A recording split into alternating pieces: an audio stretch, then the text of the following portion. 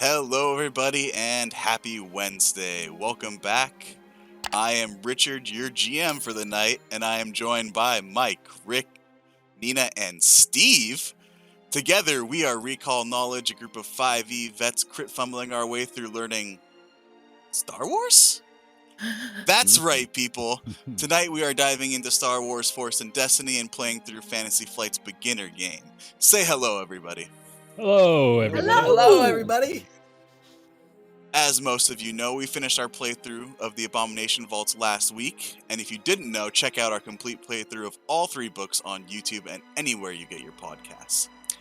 As such, we recorded these sessions to give you all some awesome content as we take a break between Pathfinder campaigns. That's right, this episode is pre-recorded.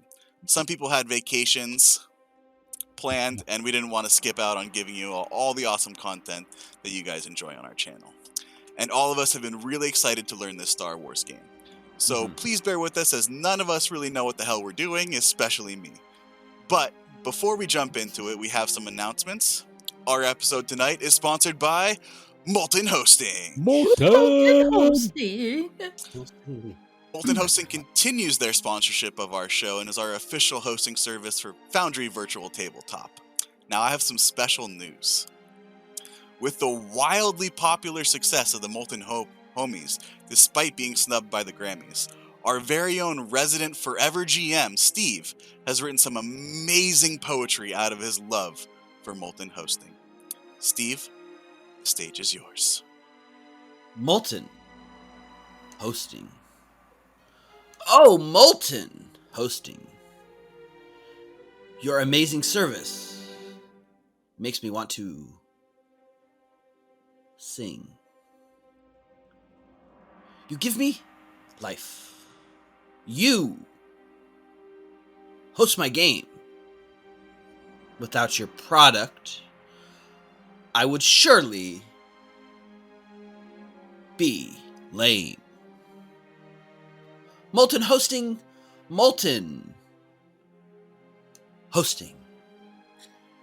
Your cloud service gives my heart wings. You are truly molten, for your hosting is as hot as the sun. So thank you, Molten Hosting. Now I am done.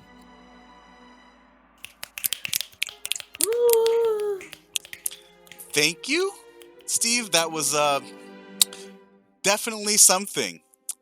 And thank you, Molten Hosting, for your amazing service and for continuing to sponsor our show. Molten. If you don't want your game to be lame, check them out at moltenhosting.com and use the code RECALLKNOWLEDGE. That's Recall Knowledge. One word? One word. One word. To get 1 month free. Now, unless anyone else has some other announcements, I think let's get started on tonight's episode of Star Wars Force and Destiny. Yeah. And yeah, I deserve that. May the Force be with you.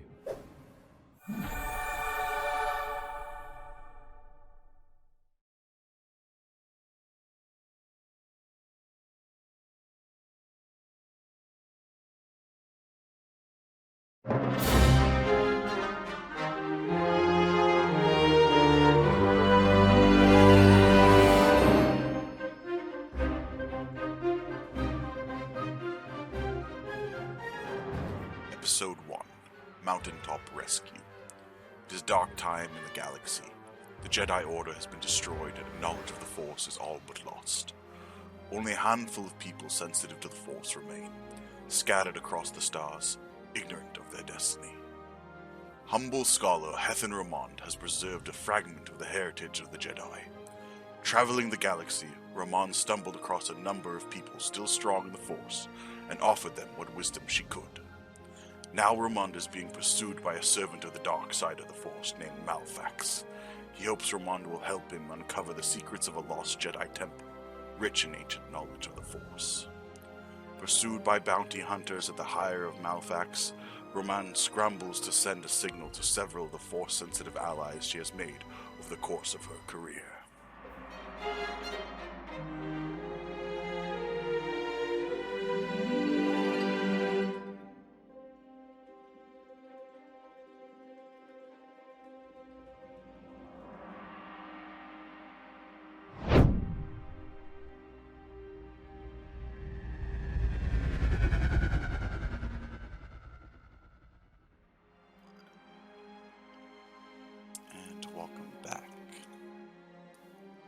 Our view pans down from the vast star-filled space to the surface of the planet below, covered in lush jungles, oceans, and large rocky spires. Cut inside a small dwelling. Room's dark except for the pale glow coming from various consoles and data pads strewn about. There's a rush of movement as a shadowed figure of a Twi'lek woman rushes about the room. The sound of muffled blaster fire can be heard coming from outside the walls. After rushing in and out of view, the woman stops in front of a large console. An explosion and more blaster fire can be heard even more clearly. She takes a deep breath and presses one of the buttons on the console. Camera wipes to a large, empty sand dunes of a desert planet. A wind picks up and blows the sand across the dunes and into a large camp. A group of battle-hardened mercenaries appear to be celebrating a victory. In the middle of the raucous festivities, a small group of serious-looking individuals are gathered around a campfire. Each of them holds a hand of sabak cards. With a large pile of credits in the pot, they eye each other suspiciously, silent and serious. All except one, who is laughing and taunting his fellows. A blue Rhodian stands up angrily and yells in Rhodian, "I've had enough of you, pawn! Let's see you smile after I pummel your face!" Steve, you could describe your character, please. Sure. So, you see Pawn Adestus. He is, he's got like yellowish skin. He's got long sort of like, I don't want to call them tentacles or tendrils, but basically the standard Star Wars fare where he's got some large flowing tentacles for a head.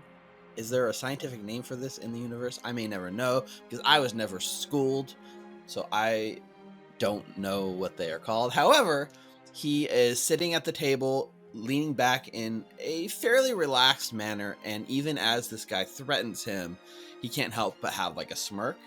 And the most dominating thing about him, other than the fact that his right arm, all the way down from like the shoulder down to his wrist, is completely robotic.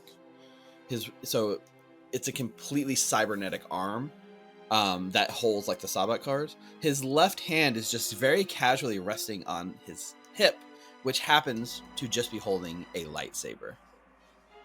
So he's not grasping it, but he's got his hand just casually like stroking it. And I don't know if you mentioned, but you are a Nautolan, yes? Nautolan. Sorry, I did not mention the race. I described it. I'm a Nautolan. Yes, and tendrils is, I think, the correct Is term. tendrils the scientific nomenclature? Okay. According to Wikipedia, it is. Thank you, Wikipedia. Tendrils. So, and then most of my tendrils are adorned with sort of little decorative things. But the thing is, like, no matter how serious the situation seems to be around this table, Pawn remains with a smile on his face and just enjoying the chaos.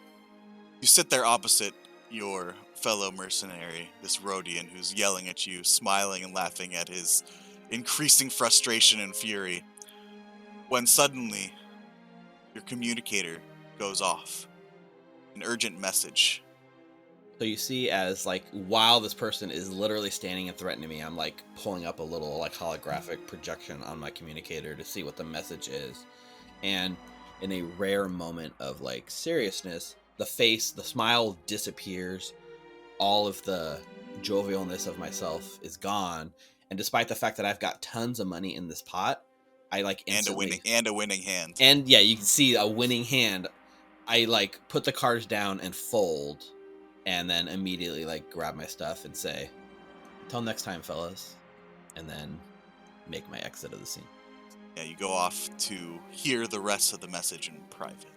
Yeah, once I saw it's not something I should be watching in public, I like excuse myself and I will find a quiet place, like away. You see, like as we leave, we're kind of in the mercenary camp, and it seems to be like there's a celebratory mood in this mercenary camp because we've just completed our last mission and everyone's kind of blowing off steam.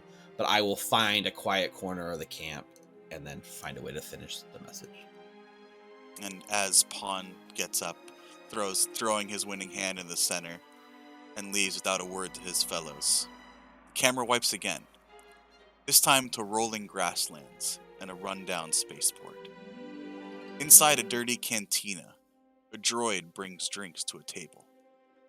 A purple female Togruta takes a drink and turns towards the large human man across from her. Look, that's almost double the cost of the repairs on any other system. The man laughs a gruff laugh. Well, you're not on any other system. You're here, and my prices are final. So you and your friend can either pay or find another mechanic. I was told you're the only mechanic on this backwater. Torgruta turns to her companion. What do you think, Tao? Mike, can you please describe your character, please? Sure. This is Deo, or Dao. His nickname is Deo. He's a Zabrak monk. He's red-skinned. He's got like little horns all across like top of his head. And he's just out traveling the universe. Just before you can answer, both of your communicators go off. An alarm for an urgent message. Your companion, Kaveri, motions you towards the back door so you can receive the message in private. And as you go and stand to get the message as she continues her negotiations, the camera wipes again, this time to a dense jungle. Massive trees tower over the lush vegetation, and strange animal sounds echo in the distance. In the distance, the stones of a long, ruined building barely peek out from the canopy. Our focus shifts downwards, towards the maze of twisting roots and vines. A company of stormtroopers are running along a narrow path. They stop at a small intersection of different paths. Karabast, where did that Keldor run off to? I'm not sure, but the governor issued strict orders. Anyone found trespassing near the library ruins is to be arrested and questioned and processed. If we don't find them, the commander's going to have our heads, understood? Yes, Sergeant. You three, with me. The rest of you, search that way. A figure crouches perched high in the shadows of the trees opposite of the stormtroopers and watches this exchange. The figure quietly climbs down the other side of the tree and runs away from their would-be captors, escaping the clutches of the Empire once again. Nina, if you could describe your character, please. Yes, so my name is Taras. They're a tall Keldor with skin that looks like the sunset. So they're wearing tattered floor-length robes with holsters holding most of their gear, while the rest of their gear are in their pockets. Then wrapped around the lower half of their face and eyes is a really well-fitting mask, and they have a straw hat on that they tuck inside the robe so that they aren't seen by the tracers. Is that right? You barely have time to catch your breath as your communicator goes off. Fuck. An alarm for an urgent message. Suddenly, the camera wipes and we see all three scenes at once, layered almost like a cake, as the message our heroes have received plays out. The hologram before you all is of an elderly green Twi'lek woman in a dark room. You all instantly recognize this as your old friend and mentor, Hethan Ramond. The room is dark, but you can hear the muffled sound of blaster fire somewhere outside. I am contacting you all under the direst of circumstances. I am currently being pursued by bounty hunters sent by one of the fallen. This person wishes to use me to find more of the information you have all helped me with so much over the years. I cannot allow this, but I fear I will be taken soon. They have already breached my outer defenses. I will hold off as long as I can. Trace the signal, then follow my leads. I dare not say more in case this communication is intercepted. I have faith in all of you.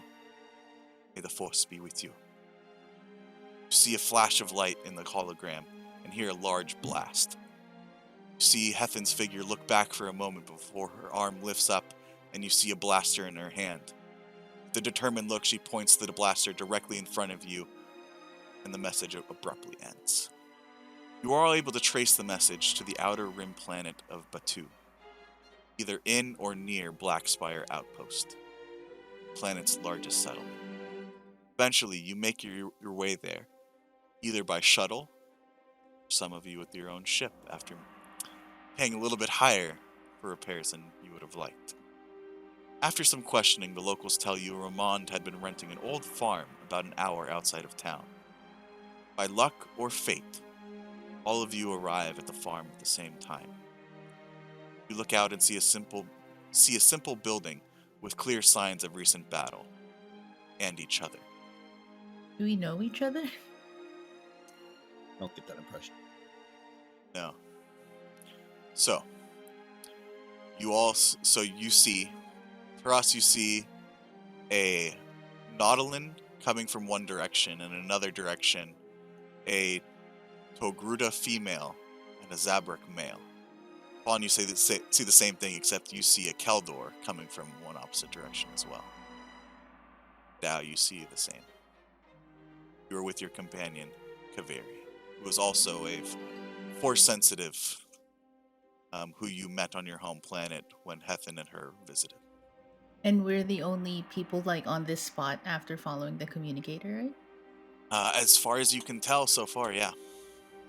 This is a farm, on the outs of the on the outside of the Blackspire Outpost, or what? It's about an hour outside of Blackspire Outpost. It's pretty remote, isolated. It used to be a farm. There is no active farming going on currently. The building looks like it may have been abandoned for a few years and then was recently touched up to make habitable. Is it a moisture farm? Doesn't look like a moisture farm. This planet doesn't seem to suffer some of the same problems as large desert planets. This is my first time outside of Blackspire Outpost, because I've been to Blackspire Outpost a couple of times and, seen the local fair, but I've not ventured outside the city, so this is all new to me. Yeah, this is a little bit past all the rocky spires. You're getting towards the edge of a large forest. I pocket my communicator and look at the other two companions going to the same spot. Just Yeah, eye there's them. 3. Oh, 3. Hello? Give a little What is your name? salute. A traveler. Brings you here. Both of you. This beautiful scenery, of course. Kaveri looks towards you, Dao. Looks towards the others. I don't get any sense of danger from them. Do you, Dao? I do not. I'm with you. Should we tell him? We come here looking for a friend. What about you? A friend as well? Did you happen to get a message? Kaveri looks towards Dao. Looks back and nods. And you, Natalan? I assume we're all here for Hethan? Did she contact you as well? Yeah, at the most inopportune time, to be honest. But she's told me about people she's met before. I never met any of them. Hello. Yes, inopportune times. Absolutely. She cost me nearly 1,000 credits that I hope to be repaid for. That is a lot of credits. That is a lot of credits. I don't think I've ever had that much money in my life. Well, me neither. If Hethan has helped you like she has helped me and my friend, then I'm sure 1,000 credits is a paltry sum to what she has done for us. Of course. That's why I'm here. So we must act in haste.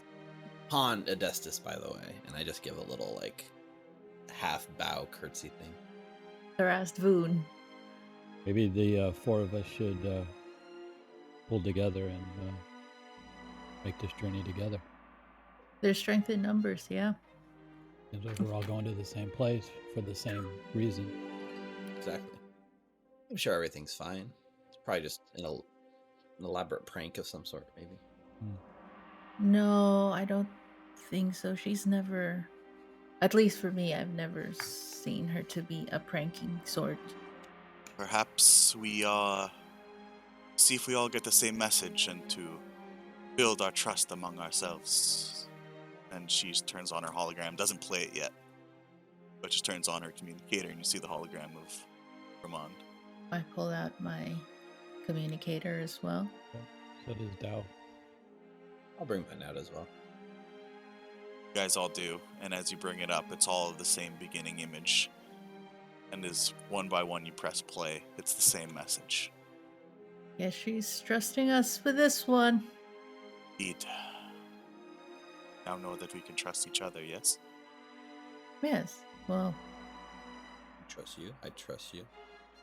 is this where the signal stops for? You weren't able to trace the exact location. You got it to Blackspire Outpost or the area. Mm-hmm.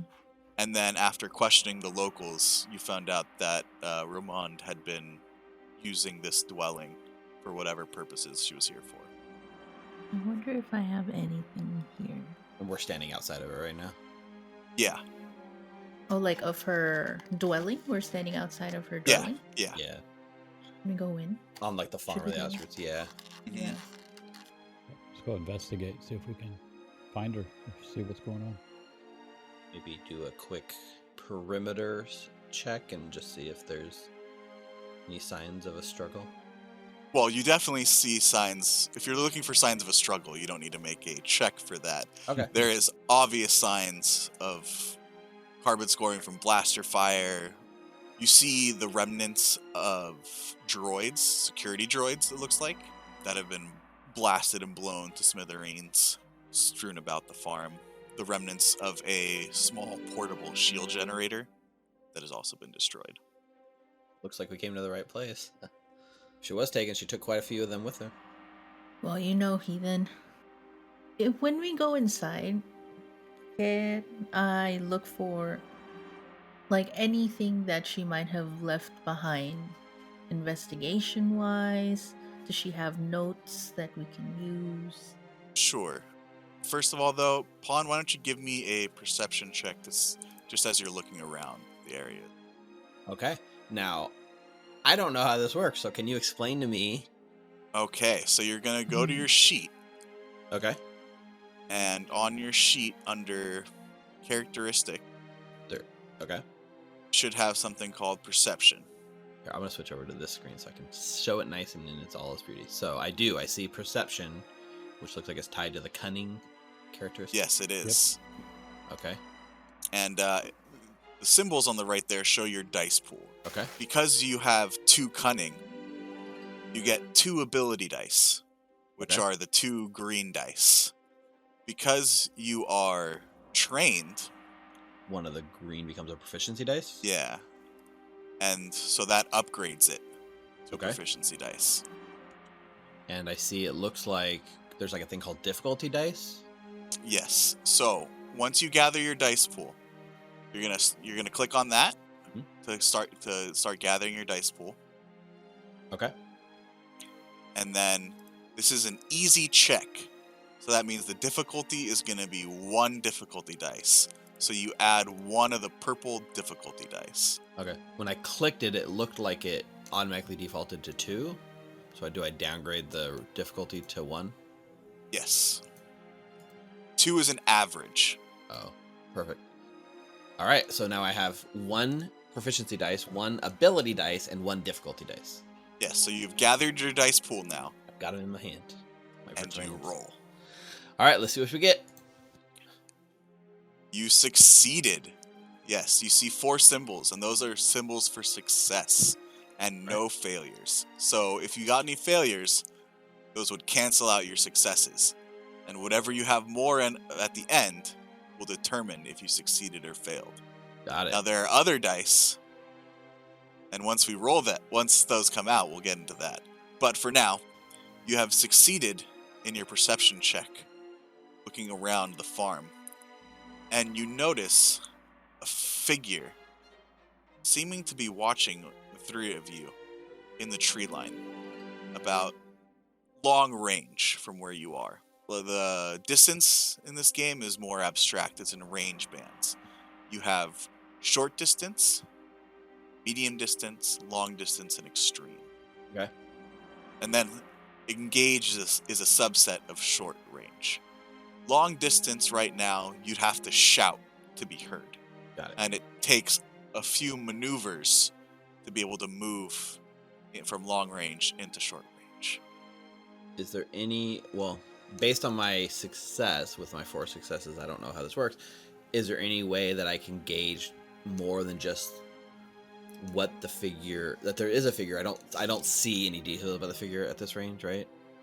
No, they appear to be wearing some sort of robe and hood that is up, so you can't make out any features at the moment. Got it. So I think for the moment, I'd like to play it cool and try not to let them know that I know, and continue my sort of perimeter check as I make my way casually back to the group. And as I do, I'm just gonna kind of very casually, like, nobody look, but there is somebody watching us from a distance. If I was to gauge that distance into arbitrary ranges of some sort, I'd probably say it was a long distance away. I'm trying to play it as cool and not look in the direction and just let my body language try to mask the fact that I saw them. But I don't know if one of you guys instantly is like, huh? And like looks right. But like, yeah, don't look over there. Yeah. But that's what I come back and I say, like, wearing a hood. I mean, that's not out of Roman's sort of wheelhouse. It could be her. I'm going to have you roll a cool presence check for this. What's the difficulty on my cool presence? This is an easy one as well. All right. Let's see what we got. 1 success, 2 advantages? Because I did have proficiency dice in this pool as well. Yes. So you gathered your dice pool once again. 1 ability dice, upgraded to a proficiency dice because of you were trained, and then the difficulty dice. You have 1 failure, but 2 successes. So the success and failure cancel each other out, and you have 1 success remaining with 2 advantages. Now, an advantage usually can be spent to do things like remove strain, which we'll get into later, or, maybe have something advantageous happen to you during a battle, something like that. For now, your next check is going to get a boost die. So you get an extra boost to your next check. Oh, okay. I'll take it. Not entirely sure what a boost is, but we'll find out. Oh, it's a boost die. That makes more sense. Yes, it's a separate dice that you add then to your dice pool. Awesome. Yeah, I'll post up outside the door just casually, like I'm just, fiddling with my lightsaber or something, pretending to fix it, and just stay on watch while you guys do it. Yep, I'll go in with you. Let's go inside. Kaviri goes in with Deo. So all 3 of you enter in to the dwelling. It is a chaotic mess inside here as well. There are data pads strewn about everywhere. There is a large console in the center that appears to have been blasted. There are blaster marks within this dwelling as well. You see some shelving, remnants of equipment, and a hologram table. You see a large center console, like a data console, that you imagine was kind of the main communication. You do see various data pads strewn about. The hologram table I'm describing is for Dejeric or Hollow Chess. It's a game table. Oh. I'll open it. Okay. You open the game table, and it appears to be midway through a game. Of chess, right? Of Dejeric, yes, otherwise known as Hollow Chess. Popular game throughout the galaxy for many millennia. What are you doing? We don't have time for playing chess. No. This is heathen. She might, you know her. Is there anything out of place in this game right now? Maybe she put a message in that game. Taras, you can give me a perception check as well. Difficulty 1. Are they on the opening side? Difficulty 1. Success. Yeah, 1 success and 2 advantages. You had 2 successes, 2 advantages, and 1 failure. So the 1 failure and 1 success cancel each other out. But you will also be getting a boost die for your next ability check with your Okay. advantage. And you do notice something odd with this game, as you have actually spent some time playing Hollow Chess with Ramon before, and she is a master player. But you're looking at the position of this board, the moves, and none of the moves seem to make sense from the beginning to where it is currently. Did it look like she was trying to play to lose? Or is there a way for me to figure out, like, or decipher what this means? Am I familiar with this move that she did? You and Dao, who is watching this, can give me a knowledge check. Knowledge. So you can use any of the knowledge skills in this beginner box game. The knowledge skills are all grouped into one. Oh, I In the see. main game, there is subcategories, but Mhm. for the beginner's box game, it's just one general knowledge check. So both you and I- Dao can make a knowledge check, difficulty 1. I'd like to use my warfare. Chess is like war, right? I get a threat? That's new. Yeah, maybe something bad's gonna happen to you. What was that boost die? Oh, for my boost die, can I choose when to use it, or It would be on this next check, so it'd be this Okay. one. So you can just go ahead and roll one boost die. So that's the boost die you mentioned earlier. When you gain a advantage, you get to boost die to your next roll. If you describe how you're doing something in a certain way, I might award you a boost die given the circumstances. Inversely, if the environment presents challenges to an otherwise normally easy check, the check difficulty remains the same, the base difficulty. It's just you would then add setback dice because of the environmental factors. The random question that may not affect anything. It looks to me like the boost die is a 6-sided dice. Is that correct? Yes. So what are they, like half the faces with a boost and half the faces with like a blank, or how does that work? Because I noticed that boost dice looks blank. There's some blank sides, some successes, and some failures. So it just adds your chances to. I'm looking at it right now. So the black one has failures, it has threats, and it has blanks. And the blue one has Successes, advantage, and blank. Yep, exactly. You guys definitely succeeded and got advantage, so you can continue that chain of getting a boost die for your next check. That's kind of how we're handling it now until we get further into the game. You notice that the moves, while seemingly random, they seem to be too random. They don't seem to have any strategic benefit for either side. And the only way that this could have been done, especially by Roman by herself, is if she specifically wanted to move that many squares. is there a keypad somewhere? Like a chest that has like a lock? It is some type of code in this, like maybe each square represents something. Hey, Pawn, do you know something? Yeah, Pawn, I can't hear you. You're too far. You're still too far, my friend. That's good, because what I'm saying is I have an idea. Me as Steve has an idea what's going on. But I'm sitting outside as Pawn watching, and you guys are fumbling around your own. So good luck. We just called you in. Come on in, Hey, Pawn. Pawn, Got a question. I'm on watch, you guys. What? I can watch. We'll Looking switch. down the blade of my lightsaber like I'm fixing it. No, we can switch. I can take watch outside, and then you and Deo can maybe figure this out, and then I explain everything to Pawn. That's a common coded message we use in some of the mercenary circles. Oh, great! Then you can figure this out because I can't.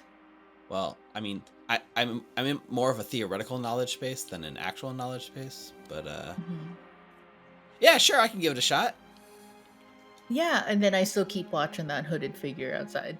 As you guys are having this conversation, actually, you see the figure actually move towards you from tree to tree, trying to stealthily make their way towards you. Okay, now I see what's going on. Okay. While they're failing to hide their movements, you can tell, however, that they don't appear to be armored or carrying any blasters openly. Are they moving fast or slow? You're moving at a good pace towards the building. Hey! Who are you? So now they're moving closer and they haven't been very stealthy about it. Can I get a better look at what they look like? Do they look like our contact? I'm blanking on her name for a second. As they've gone into long to medium range. Rick, if you could describe your character, please. Right, yeah, that's Woo! Yeah.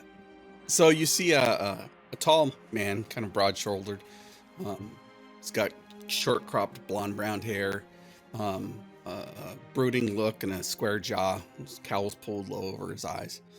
Stands about 6'2", is wearing thick clothing, but over it is a long cloak that goes down nearly to the floor, and wide cowl is flipped up.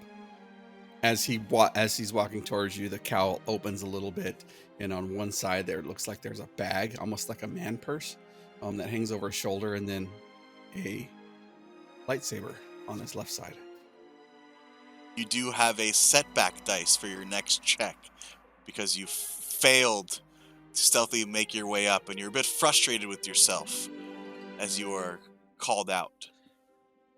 So I think actually, if I see you with a lightsaber on your hip, these have got to be pretty rare in this universe, I would imagine. Correct? Like, Yes. I have one, but to have one is pretty much a good way to get hunted yeah, by the Empire. yeah. So I know I'm cocky enough to just, openly wield it, but I'm kind of surprised to see somebody else. So this probably piques my interest, even a little more so than the unsolved chess puzzle for a second. So I will call out to you in a friendly sort of way and say, we can see you. He'll stop.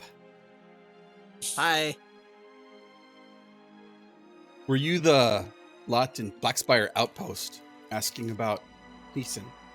Well, I know I was. Were you too? Sure. Yeah. What brings you out here? Oh, I know you're catching up. We've been through this already. Look, we all got the same message, and I pop up my little hologram that shows her on the hologram. You got a message, right? No. My aunt sent me to Baatu to discover her, and I've recently found some rough-looking sort, and he looks you up and down. I've been asking questions, and I come here, and this place is all shot up, and you're skulking around. Wait, you mean? Did you take that weapon off of somebody from in there? And I look at your lightsaber.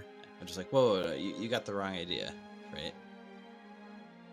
Yeah, we got here and the place was already trashed. My aunt was a friend of... Chess moves are common. It's not warfare. You're confused by things. I get it, Taras. It's okay. I really am. Your aunt has relation to her here? Yes. They go back quite a ways. Yeah, if you don't mind us asking, was there and did your aunt say why? Was it to check up on Heathen? Did she feel that something was going to happen to her? Perhaps she received a transmission? No, just someplace that I needed to go. Someplace that could help me better understand this. And he'll gesture to his lightsaber and point to yours. Yeah, and I'll look at mine and I'll look at yours. I open my robe and show my holster that has my lightsaber too. Oh, you got a lightsaber too, Taras? You're just hiding it? Okay. Yeah, I mean, I've been chased a couple times. This seems important, so I wouldn't want to be distracted by being chased again. And all three of you remember how Hethan has helped you along with your journey of discovering who you are as Force sensitives. I was gonna ask, sorry, I didn't catch Rick's character's name. He hasn't said it. So, friend, what's your name? My name is Sorrento. Sorrento. Does Sorrento look young? I'm Deo. Nice to meet you. Looks pretty young. Yeah. Yeah, pretty young. His hands are somewhat dirty, and he's got what looks like grease under his fingernails, as if he works as a mechanic. And he tries to clean them off regularly, but you can never get that grease out of there, and it just stains his fingers. Dale gets a little excited because we're looking for a good mechanic. If there's one thing that Roman was good at, it was helping others find their way. Probably why your aunt sent you here. Could be. Did your aunt give you that saber? No, I built it myself. Wow, really? I just found this one in a tomb. I built mine too, with Heathen's help, though. I didn't build it. I discovered it and fixed it. Oh, Yeah. you must be very smart. You might be able to figure out the chess puzzle with Pawn here. Yeah, we walked up and this is how we found the place. We didn't do any of this. We received a transmission from her, a distress signal. She reached out to us and asked us to come. So Dale opens up his transmitter and plays it for you. Yeah, and you see now the hologram of an elderly Twi'lek woman, Sorrento, and the message plays out again, saying that she's being pursued, to follow her here and then follow her leads. Well, mine said she was somewhat secretive, so if she's reached out to you, then I think we can have a relaxing trust amongst each other as he pulls his hood back and you see his bright blue eyes and his little brooding look, his cross-cropped hair, and show me that game board. Sir, maybe I can take a look at the console and play back the last few seconds of whatever took place here in the security cams. Good idea. So we'll head inside to check that out. I was thinking, out of character, what if they were coordinates, the moves? Well, yeah, I think that's a good idea, right? Each Yeah. coordinates Mhm. or each move is a number that corresponds to a letter that spells out a bigger message. Yeah. One of the two. Mm, Some mhm. coded message, right? Okay, but I'll still keep watch outside in case. So you guys enter in, Kaveri, still at the board, kind of just playing the game from beginning to end again and seeing the moves. I will try to look at the moves and see if I can find a number pattern. Basically, is it coordinates or is it possibly related to letters? You play out the moves. Mhm. As you're doing that, Sorrento, you're going to try to fix the console a little bit to see some of the security footage. Yep. So you can give me a mechanics check, difficulty 1, with 1 setback dice, as you're still kind of a little bit frustrated from being spotted as you thought you were being super stealthy. Understand. Success.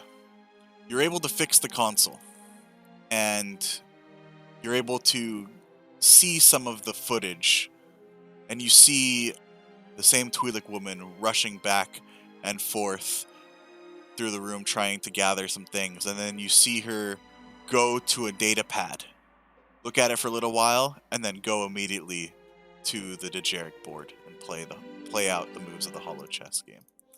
Unfortunately, you did generate a threat as that happened. As you fix the console, it lights up, and you see on one far end a blinking light.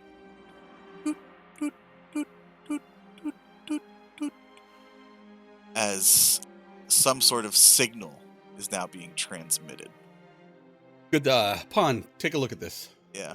I'll replay it back and show him the specific keypad Mhm. where she went to, and then watch her do the jerk board. But I think this is a byproduct of my fix, and I'll point to the blinking light. Somebody's gonna come here pretty quick. I look at the light and I look at you and I look at the light. I say, in my past experience, blinking lights never lead to anything good, although definitely to fun. Yes, and Pawn, as Sorrento was fixing the console, you were able to write down the numbers that were of the moves. It is 595, 282, 388, 486. There's 12 numbers in total, right? Yes. in the Star Wars universe, how are coordinates usually expressed? You could give me a knowledge check, average difficulty, or a astrogation check, easy difficulty. Okay. They're all the same. So I'm going to go with my education. You said average difficulty? Yes. So that's Oh, I had a boost, right? I didn't use my boost. I Yeah, didn't use my boost. use it. I don't know if there's a way to roll just a boost die. I think if they're on the bottom where the D20 is, Oh, right. you should be able to do a custom. Okay, so that would give me one more success with my boost die. Yes, so it cancels it out, but you do get an advantage. So did my check fail or succeed? I was trying to figure that out because there's... It would succeed because an advantage counts as a success, I believe. So that success cancels out the failure. So, no. You got 2 threats, but 3 advantages. Got it. Advantages and threats cancel each other out. So you had 1 advantage, but you didn't get any I successes. never got a success, but the boost die was my success. Yes, but let me Awesome. double check because I believe a advantage counts as success. Indicate a positive side effect or consequence. I guess not. Or no, the triumph counts as success as well. Triumph, Sorry, that's Okay. right. Yep. But the boost made the difference here. The boost tipped it from but a the failure. boost give you a success. So these are coordinates. Awesome. Just like I thought. Mhm. And then since I had an advantage, do I carry a boost to my next check as well? Yes, for Awesome. now. So these are the exact numbers that coordinates have. They're coordinates of a planet, usually within the mapping of the galaxy. Right. So I'll just casually, that light's still blinking and we're just sitting there like thinking it's like I'm keeping watch outside. Yep, definitely coordinates, but coordinates for what? Coordinates to where she was going? Coordinates to where she was going to be taken? Coordinates to something entirely unrelated? Was she taken and then this is her sacrifice to have us continue her mission? I mean, there's so many unanswered questions here.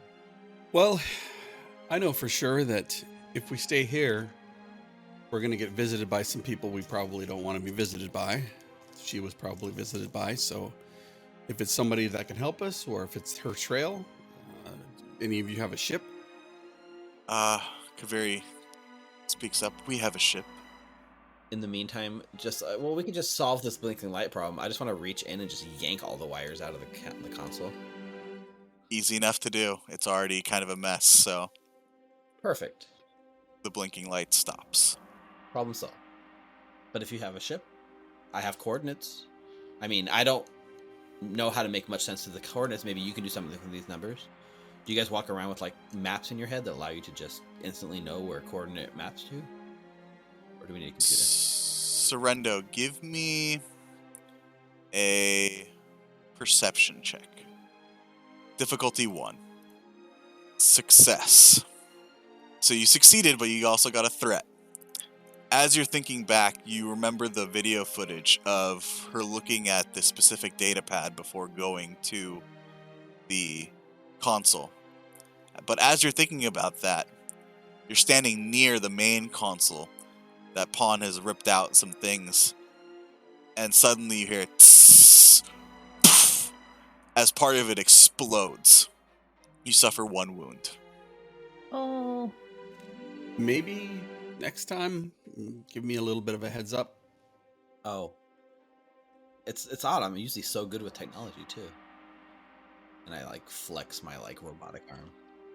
Sorry, I mean, just 1 second. I'll like get like a little like, not an oily rag, but it's definitely like a very used sort of like handkerchief kind of thing, and I'll try to like wipe a bit of the the like stuff, like the cut on your face or something. No, it's okay. But no, I got it. I'll spit on it and like try to get it. No, you won't. We'll go to the. I think we should take a look at this keypad that she was on. That was on the security footage. Right. Well, yeah. If we can find the key, if I didn't blow it up, yeah. Well, it's over here.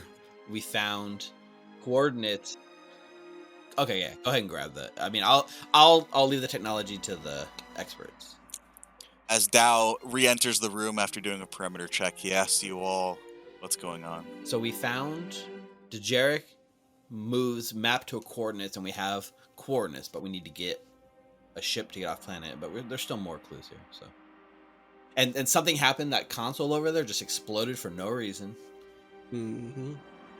Well, just so you guys know, me and my friend here, we have a ship, or she has a ship. It's her ship. That's what she said. We're good to go. Deo, while the book nerds figure that out, what is your relation with this woman? I mean, I know you have the message, but she wasn't a friend of our friend, was she? Yeah, she did. So you both are friends with her. Yep. Oh, interesting. Got it. So I stowed away on their ship, and I wanted to travel the galaxy, and we've become friends. So you're still stowing away on her ship. Deo here has proven quite useful. I usually work as a guide through the more wild spaces, especially in the Outer Rims. That's how I met Hethan originally. I have a knack for finding my way through dangerous and different environments. Are you more of a mentor figure, or was Heaven your mentor as well? The same she was to us. She was my employer first, but she became my mentor eventually, I believe, like all of you. She showed me that my knack wasn't just all luck, apparently. That it's an ability through my connection with the Force. Talking about that Force thing. Yes, she's quite the adamant proponent of the Force. Little kooky in the head. Yeah, I mean, she's a great person. What'd you find in the console, guys? I'll radio in with my comlink while I'm doing my perimeter check and just say, I just remembered I am good at computers. Over. She hacked my comlink. And then I'll continue with my perimeter check. I was looking at my character sheet. Okay. You go to this specific data pad. You see the most recent entries were for Outer Rim planets. Can I punch in those coordinates? Sure. You punch in those coordinates, and a planet comes up. One of the Outer Rim territories. A planet called Spintir. Looked like that. Those numbers lead to here, and I pointed to the pilot and Deo and Pawn. And the last entry open in Spintir was for Mount Telek. So sounds like we got a lead. We still don't know what we're heading into. Does she want right? Like, she wanted us to go here, but it looks like something bad happened here, obviously. Have we figured out what happened here yet? Sorrento, you said people besides us were asking around about her. What did you learn about that? Somebody else besides us was interested. I was referring to the lot of you. Oh. Well, you said shady-looking characters, so I immediately assumed it wouldn't have been us, but I guess from an outside perspective... We don't look shady. I guess maybe to him we look shady. I mean, Deo, you walk around in a stormtrooper mask. Pretty shady. But it's a red. Definitely red flag. Yeah, you know. I don't want to judge right off the bat, but immediately you put me on your back foot. On my back foot. Clearly, we need to follow this coordinates Yeah, to this Mount Telek. Like, she's not asking for a rescue. She's asking for us to follow her leads. But isn't that so like her to think that she can handle things? I mean, and who is this Fallen? That's a cool name. Maybe I should consider a nickname. But yes, Fallen. No? I'm still outside. Tarast, do you know who the Fallen is? I can try and remember. Can I do a lore check? Give me a lore check, yes. I have no idea if you're good at this. I just radioed you. Average difficulty 1. Okay, average difficulty 1. 4 threats? 4 threats? The dude Damn! is like, the darkness is like there with you. The Fallen. Sorry, the Fallen is like hiding behind a tree watching you. Lord. So you'll get 2 setback dice to your next check. But you do remember that Hethan used to talk a lot about the dangers of the dark side of the Force, and how if you as a Force sensitive were not careful, you could fall to the dark side and be consumed by it. And this is where the Fallen usually is this their mantra, their mission and vision.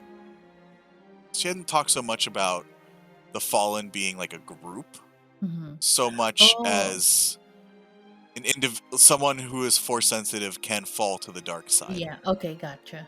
All your work with her, all of you, has been going around and searching for ancient depositories of knowledge of the Force from the Jedi.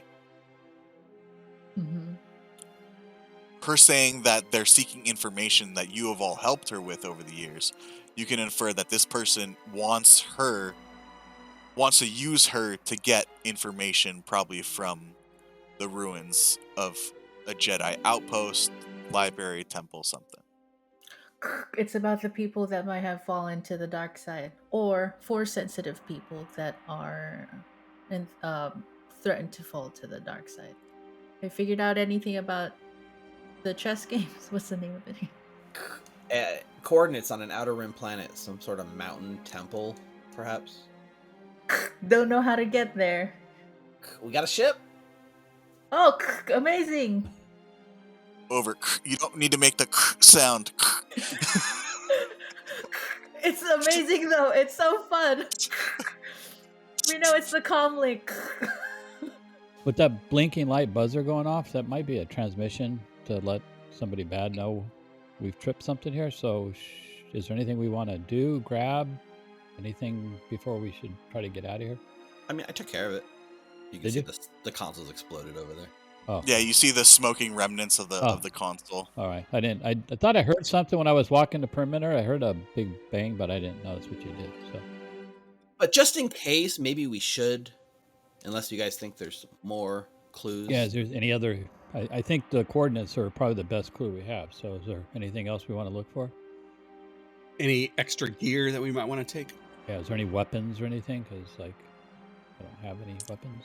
Maybe some stim packs if she has any extras. You guys can all make a perception check, average difficulty. Don't forget to add your boost or setback dice. No, I'm gonna use it here now. You have 1 boost and 2 setbacks. Is that right? Trust. I used my boost already. Well, Yeah, we I all rolled are these, terrible. That's 3 failures. Yeah, well, I failed. I got 2 advantages, but I definitely failed. Whoever had an advantage left over can take a boost dice for the next check. I had 2 advantages. I have 1. Taras, you do find 2 stim packs under the rubble. You do also see a large blood stain, and wondering whether that's Hethan's or not causes you some distress. You're going to suffer 1 strain. Oh, okay. Is strain like equivalent to like some sort of mental damage? Yeah. Yes, pretty much. So you have 2 thresholds on your character sheet: wounds and strain. So wounds represent physical damage, and strain represents, like you said, kind of mental distress. Whenever you exceed the threshold of either of those, you fall unconscious. Okay, good to know. But you do find 2 extra stim packs. So what is a stim pack? It's like a health potion. Yeah, it's pretty much a quick healing device to give battlefield medicine. Nice, Mhm. nice. Okay. And that's for wounds, like physical damage? Yes, to take away wounds. So. To heal 4 wounds. Oh wow, that's That's nice. huge. It's not bad. I like to imagine with my failure, I just find like all I find are like super intense religious Jedi Order texts that are probably very valuable, like books about the Force and learning it. And I'm just like literally checking them over my shoulder, looking for something valuable. And just, yeah, if we got a ship, we got coordinates, We need to Yep. get to our ship. we have potential incoming threat. I think we skedaddle. Let's do it. So you guys make your way back to Blackspire Outpost, making your way to the spaceport there. When you see on the street a company of stormtroopers exiting a secured building. Yeah, that's right. We have reports of a signal being sent out from that attacked farm out there. Roger. Copy that. We're beginning our investigation shortly. Look out for any suspicious individuals. Roger. Over. Why are you making the sound?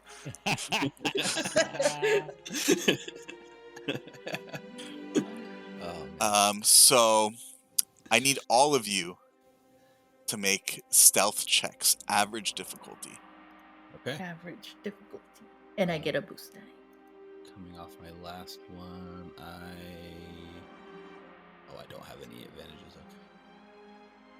Average difficulty boost. Dale failed again. Oh, I didn't put my boost dice, so.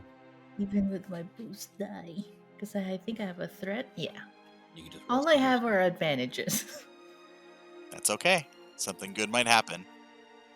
This advantage cancel out this threat.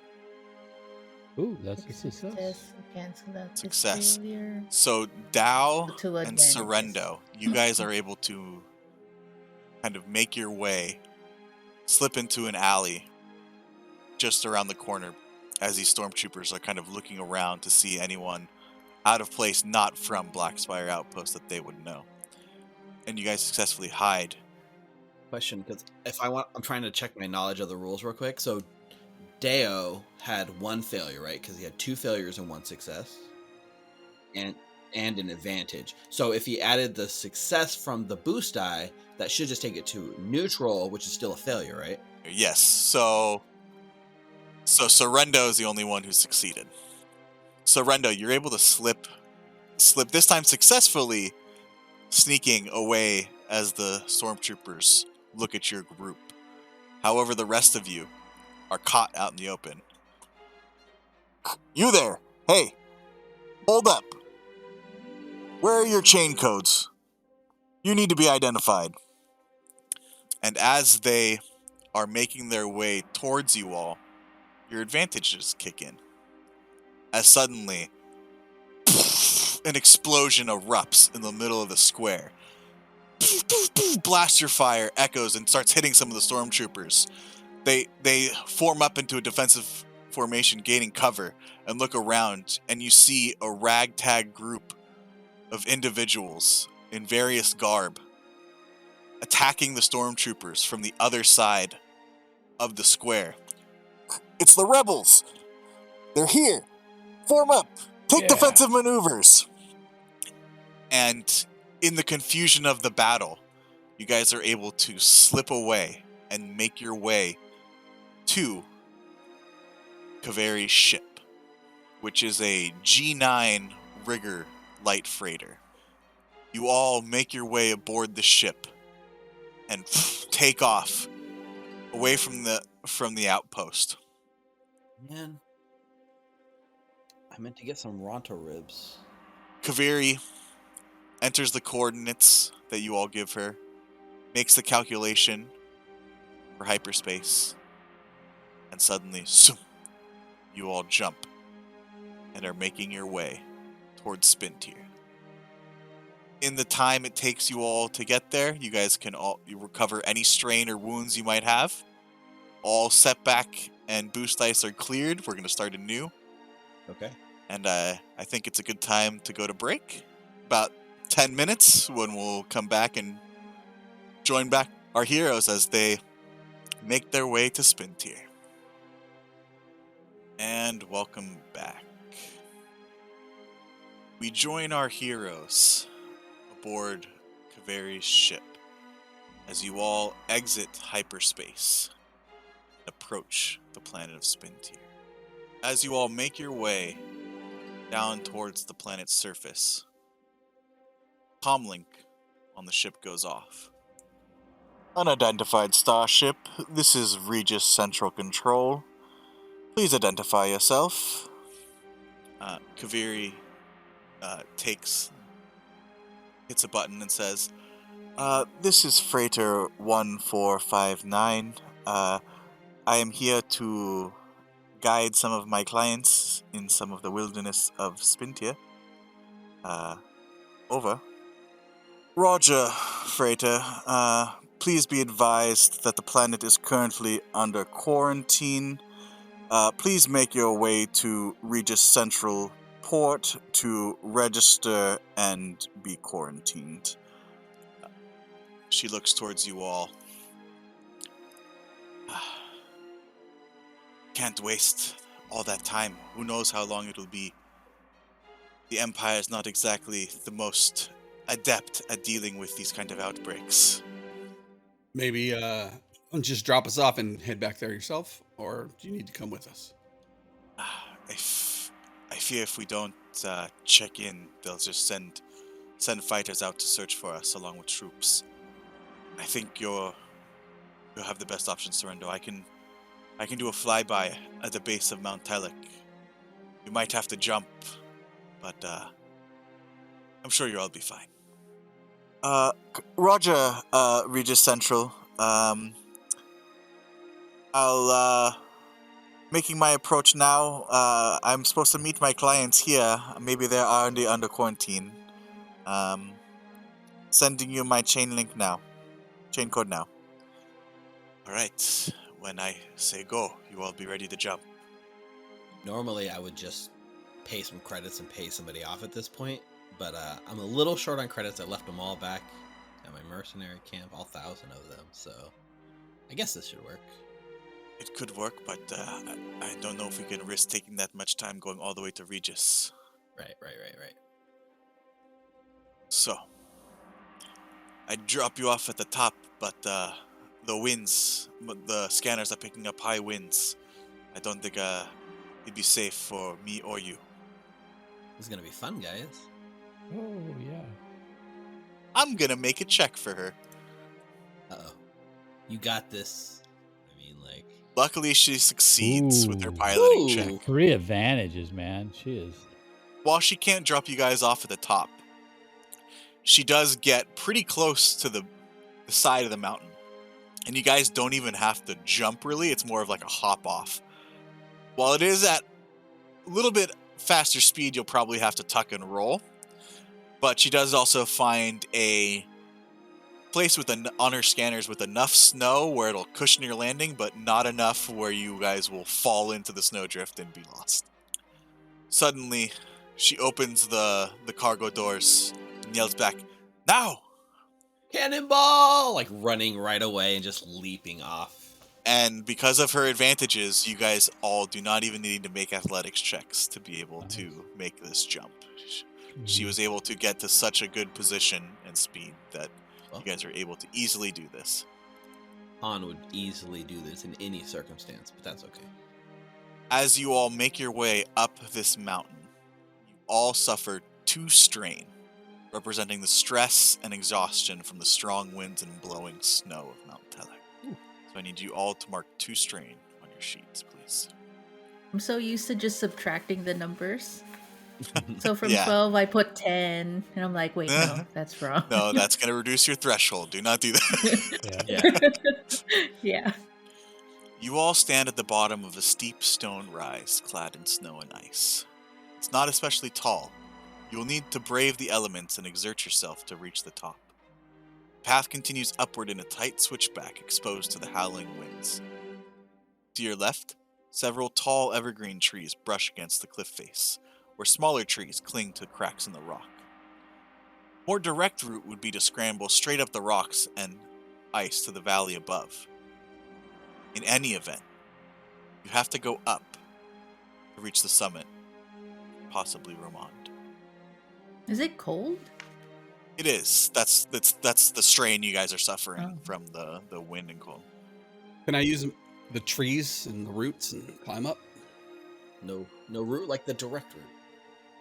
Give me a coordination check. Difficulty 1, easy, to see if you can coordinate your movements to swing from branch to branch and leap.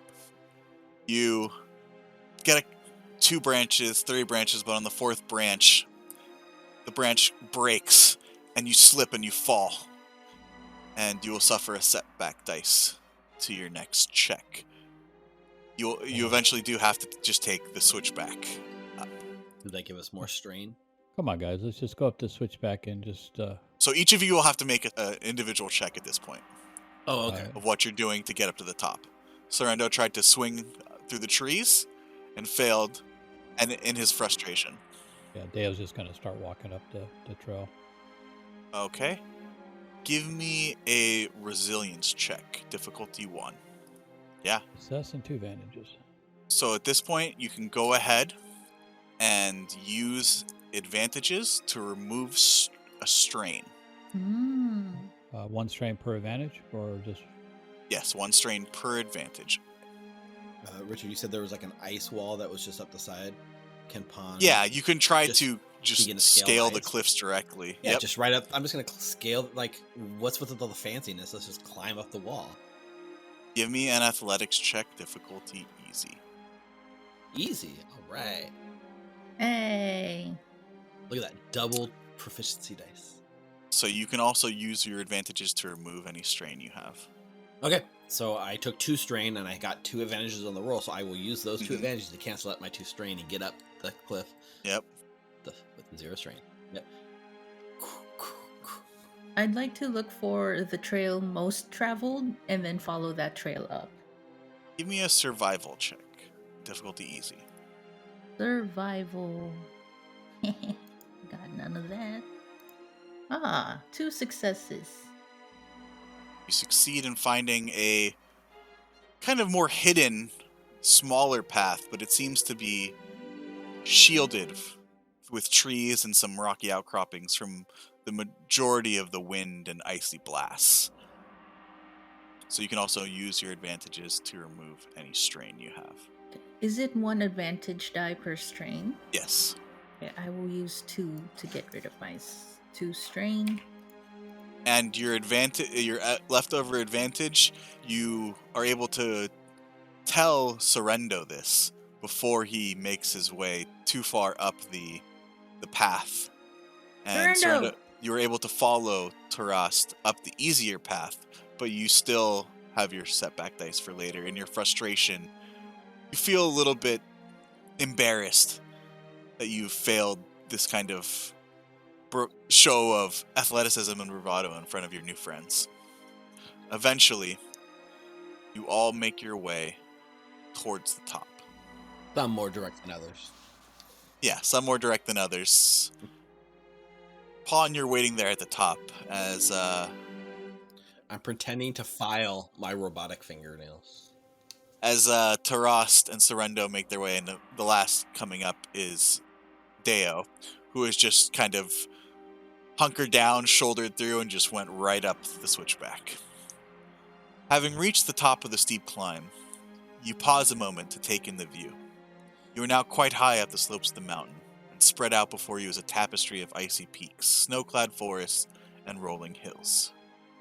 Above you is the forbidding summit of Mount Telek, reachable only by passing through a densely wooded valley.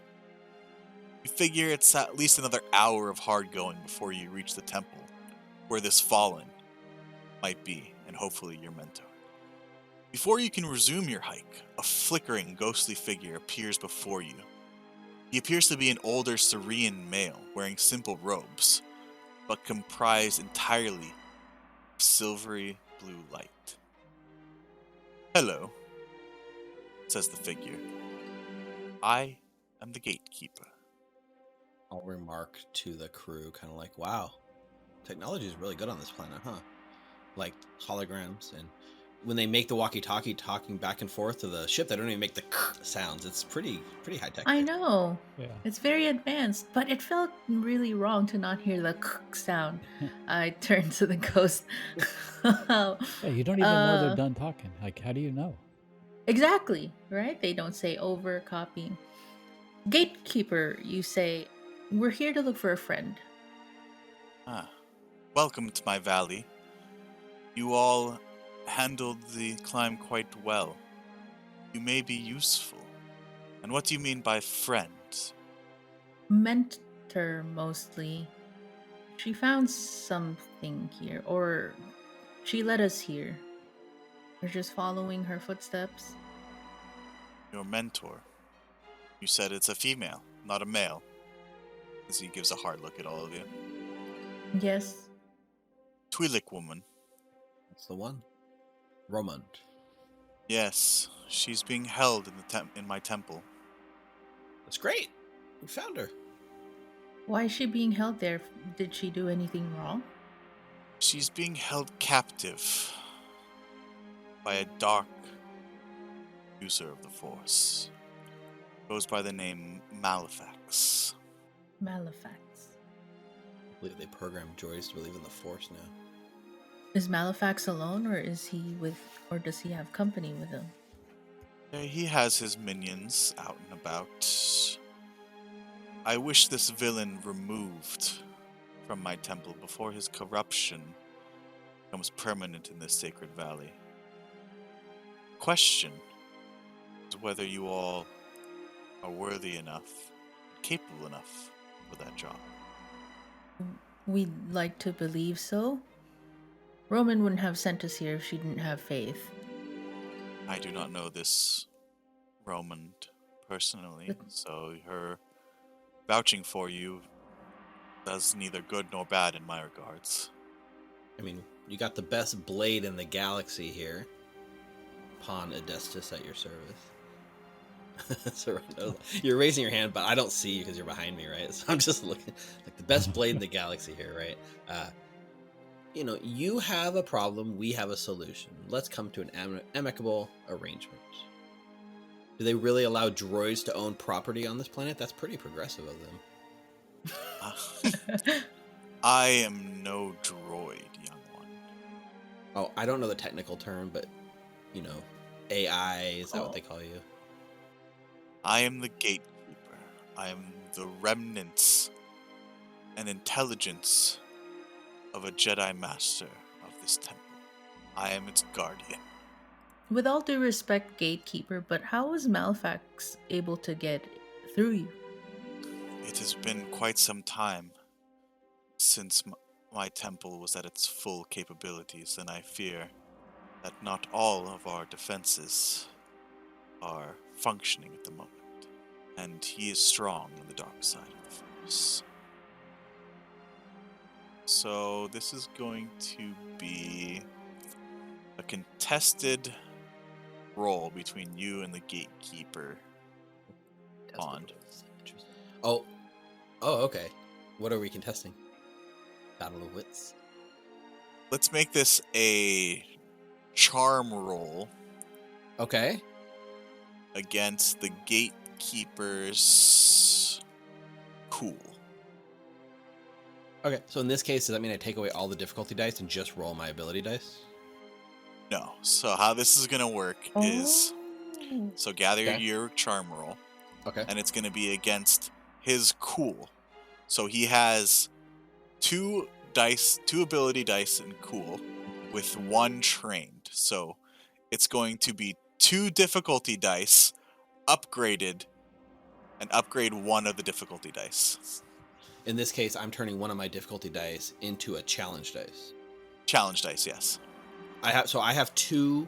I gather my dice pool, right? It's 2 ability dice and 2 difficulty dice. And then I take one of the difficulty dice and upgrade it to a challenge. Upgrade it to a challenge dice, yes. And that is considered a contested roll? Yes, that's considered a contested check. So it's you take the contested person's ability, and that becomes the difficulty.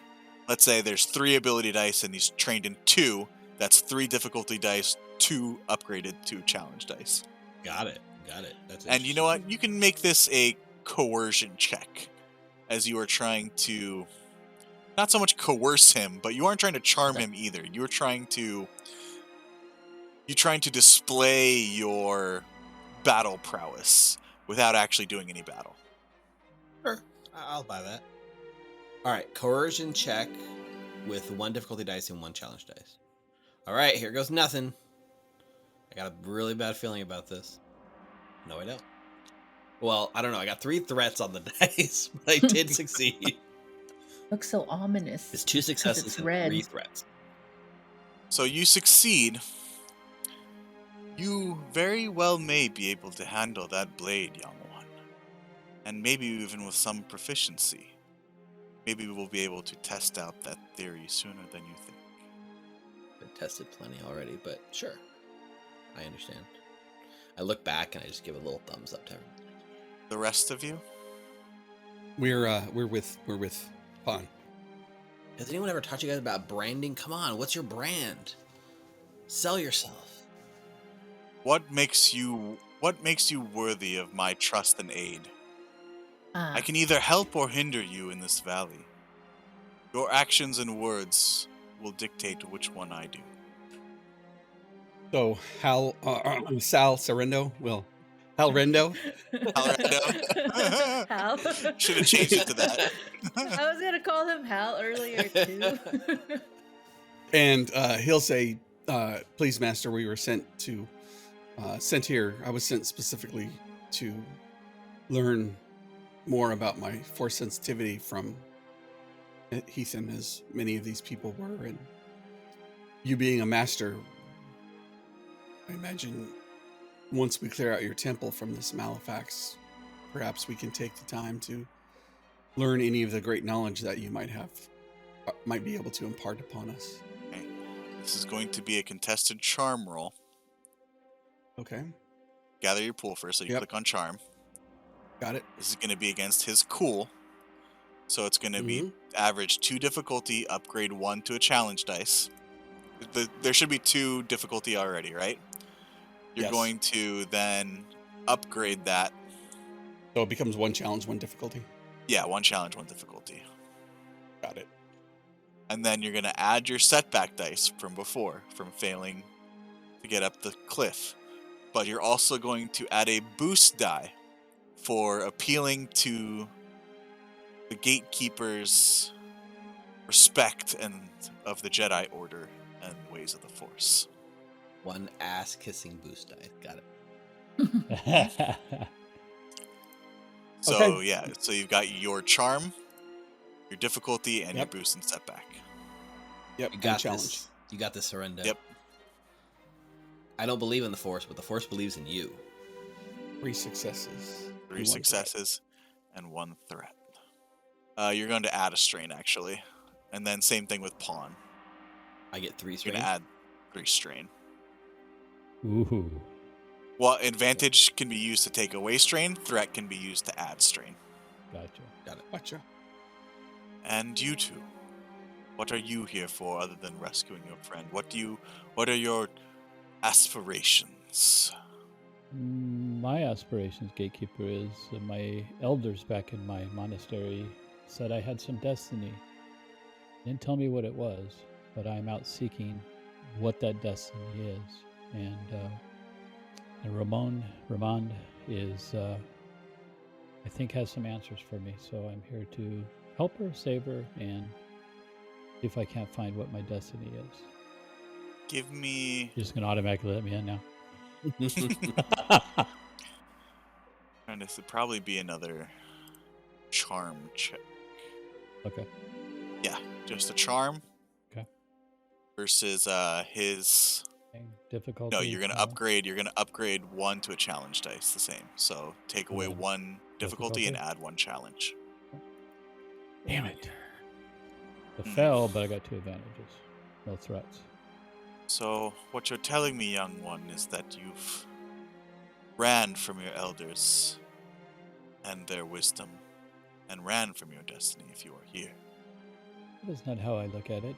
They would not let me learn, would not tell me.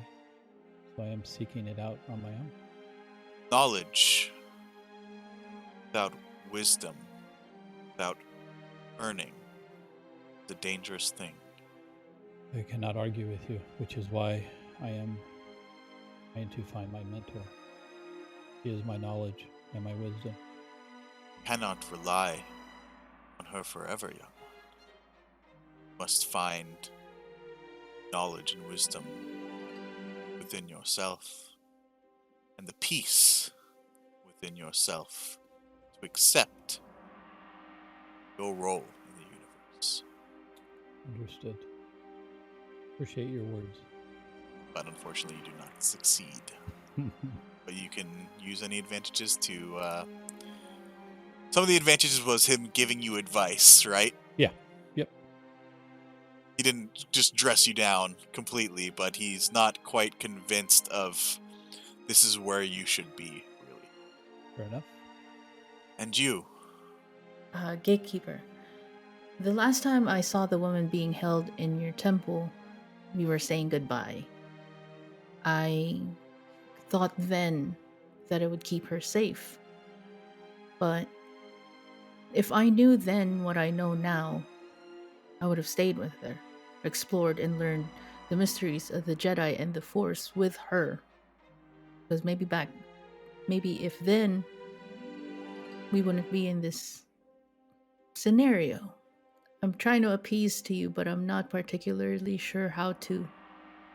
But I know that I want her to be safe. Deciding one's course of action is difficult. The future is always in motion. Always in motion, the future is, as one of my old masters used to say. However, knowledge of what you do and you think is right is what is important. I need you to make a contested knowledge check against him. Just don't want to make them. Oh, which knowledge? I was thinking earlier I was gonna do like a deception. If you want to try to just deceive him, what is your deception? No, I was gonna tell him like she's my wife, but no. Let me save my wife. Yeah, I'll do a lore check. Yeah, I mean, it's all the same. Your knowledges should all be the same rank. What? So one challenge die. No, so his knowledge is actually, he has 3 ability dice and 1 rank in proficiency. So you're going to have 3 difficulty. Oh, Mhm. shit. This is gonna be a hard You're going to fight. upgrade 1 to a challenge, but you are going to get a boost dice. Your argument revealed your compassion and your care for your friend, and that you are willing to do what you thought was right to protect her. Okay, so it would be one proficiency, 2 ability, 1 challenge, 1 boost. Say that again? That's a lot of dice. Because before I added everything, I had 1 proficiency die and then like 2 abilities.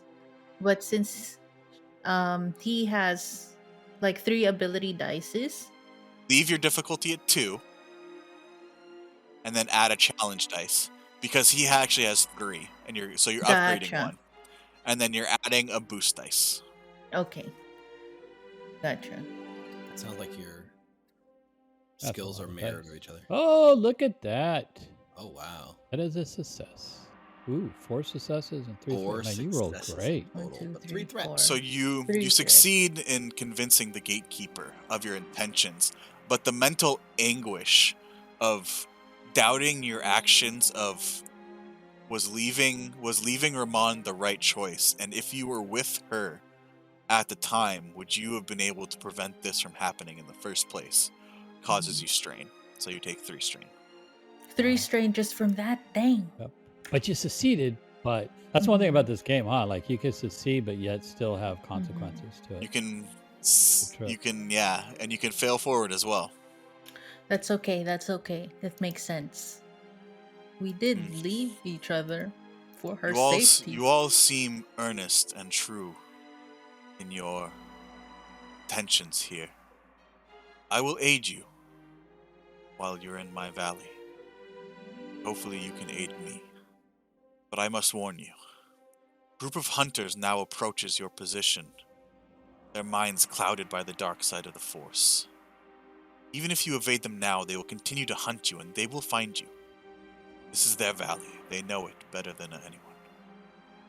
Except perhaps me. I will lead them into a ruin not far from the lake. You can conceal yourselves and strike from an ambush. I would take it as a kindness if you would try to leave at least some of them alive, for they are not in their right minds. Go quickly now. You only have but moments. And the gatekeeper is gone. You all press through the snowy trees and across a bridge until you come to the ruin mentioned. Hiding yourselves, seconds before the first of the fur-clad hunters enter the ruins. He holds an old-style slug-thrower rifle. His face is dabbed with blood. Soon, the entire group of hunters is in the center of the rim, and it's almost time to strike. Usually, this is where we would have you roll initiative, and that is usually done by either vigilance or cool. If you're not expecting a fight, you would use your vigilance. If you are expecting a fight, you would use your cool. You would count the successes and failures, right? And whoever has more successes goes higher in the order. And the way initiative works in this game, NPC slots and PC slots. So your guys, the roll-off determines what slot goes where, but any PC can go in any PC slot, and every round you guys can change the order you guys go in. Okay. Oh. So you're saying, let's say PCs rolled higher than the, what would you say the other ones are? NPCs? NPCs or whatever Yeah. whatever So monsters. as a feeds group, them. we go first. They go second. Is that how it works? No, it would still be individual. There'd be 4 PC slots. Yeah, but they're all on the top, though. Yeah, if an NPC rolls higher than you, Okay. Deo, but Gotcha. lower than Steve, there's a PC slot, Pon. NPC slot, Oh, PC okay. So slot. it's still okay. Yeah, so it's not okay. So it's not just Yeah. all. Gotcha. Pun Steve. Yeah. Yep. Gotcha. But in this case, there is already a predetermined initiative order based on your results with the Gatekeeper. Oh, Okay. You have successfully convinced the Gatekeeper to aid you all, so you guys will be able to ambush these hunters as they enter the ruins. Nice. So we're going to have 3 PC slots, then the NPCs, and then another PC slot. Yep. So you guys can determine how that's going, and we're going to enter battle. All right. Seeing as Deo felled the Gatekeeper, I think I would go last. Yeah, Right. that's why I'm throwing it out. I'm just throwing it out. I'll go last. I think that's fair based on that. And then you guys can position yourselves anywhere on this map. On our way here, could we have pulled out like our sabers? Yes, so Does everybody have a saber but me? yeah. Seems like it. I gotta find one. you do have a walking stick, I believe. I do. Need Sorrento to find one and fix it for me. So you guys can position yourselves anywhere within these ruins itself is short distance. Mm-hmm. To get from edge to edge is medium distance. Mm-hmm. No, sorry, from edge to edge is long. And then from the outside to the ruins is medium. Anywhere in here is short distance. Moving anywhere from in here is short distance. From Which way are they coming from? they're coming from this way. We're going west to east. Yeah. And then outside the ruins, the inside is medium range, right? And then from edge to edge is long range. That would make a difference for like long range weapons and stuff like that. Yeah. So most blasters are medium range weapons unless you have like a specific rifle or, you know. And the only thing after long range is extreme range, which means only like a highly equipped sniper rifle can really reach extreme range, you know?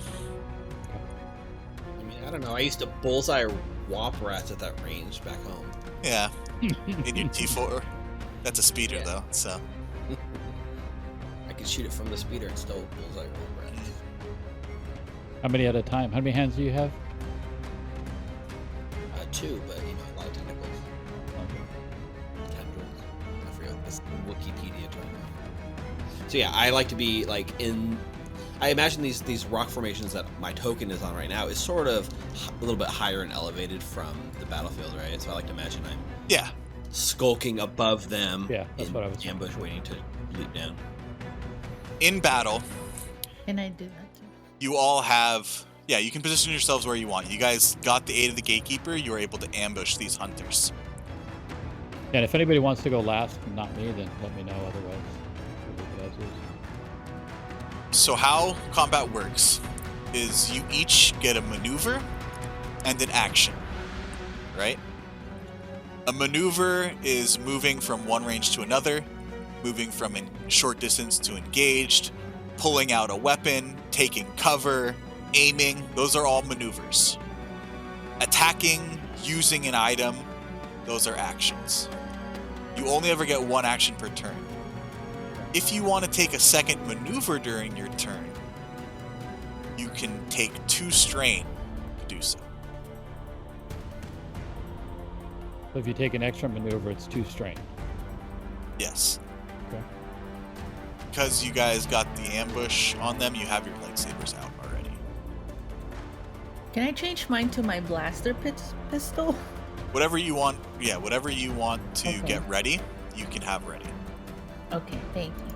So our lightsabers not so like loud with humming that we can hide and have our lightsabers out. Like, I mean, we're trying to be stealthy, right? But then we got like. I wouldn't say they're activated yet, but they're Okay. out. They're you have out. them in your hand. Is it a maneuver to turn them on? I'm gonna say this time, yes. Okay. Or it's a... Yeah, I'm gonna say it's a maneuver to turn them on. Maneuver to turn them on. Perfect. I might be wrong, but for now, for this instance, that's Yeah. what we're gonna go with. We're rolling with it. Lightsabers are typically turned on during the draw, maneuver, or attack combat action, and turned on during the holster maneuver. Got it. So as you're attacking, you can turn them on. That's a Cool. cool thing with the lightsaber. That is cool. But you were able to get ready and maneuver and get them out already before combat started. So Okay. you don't have to spend a maneuver to unholster them.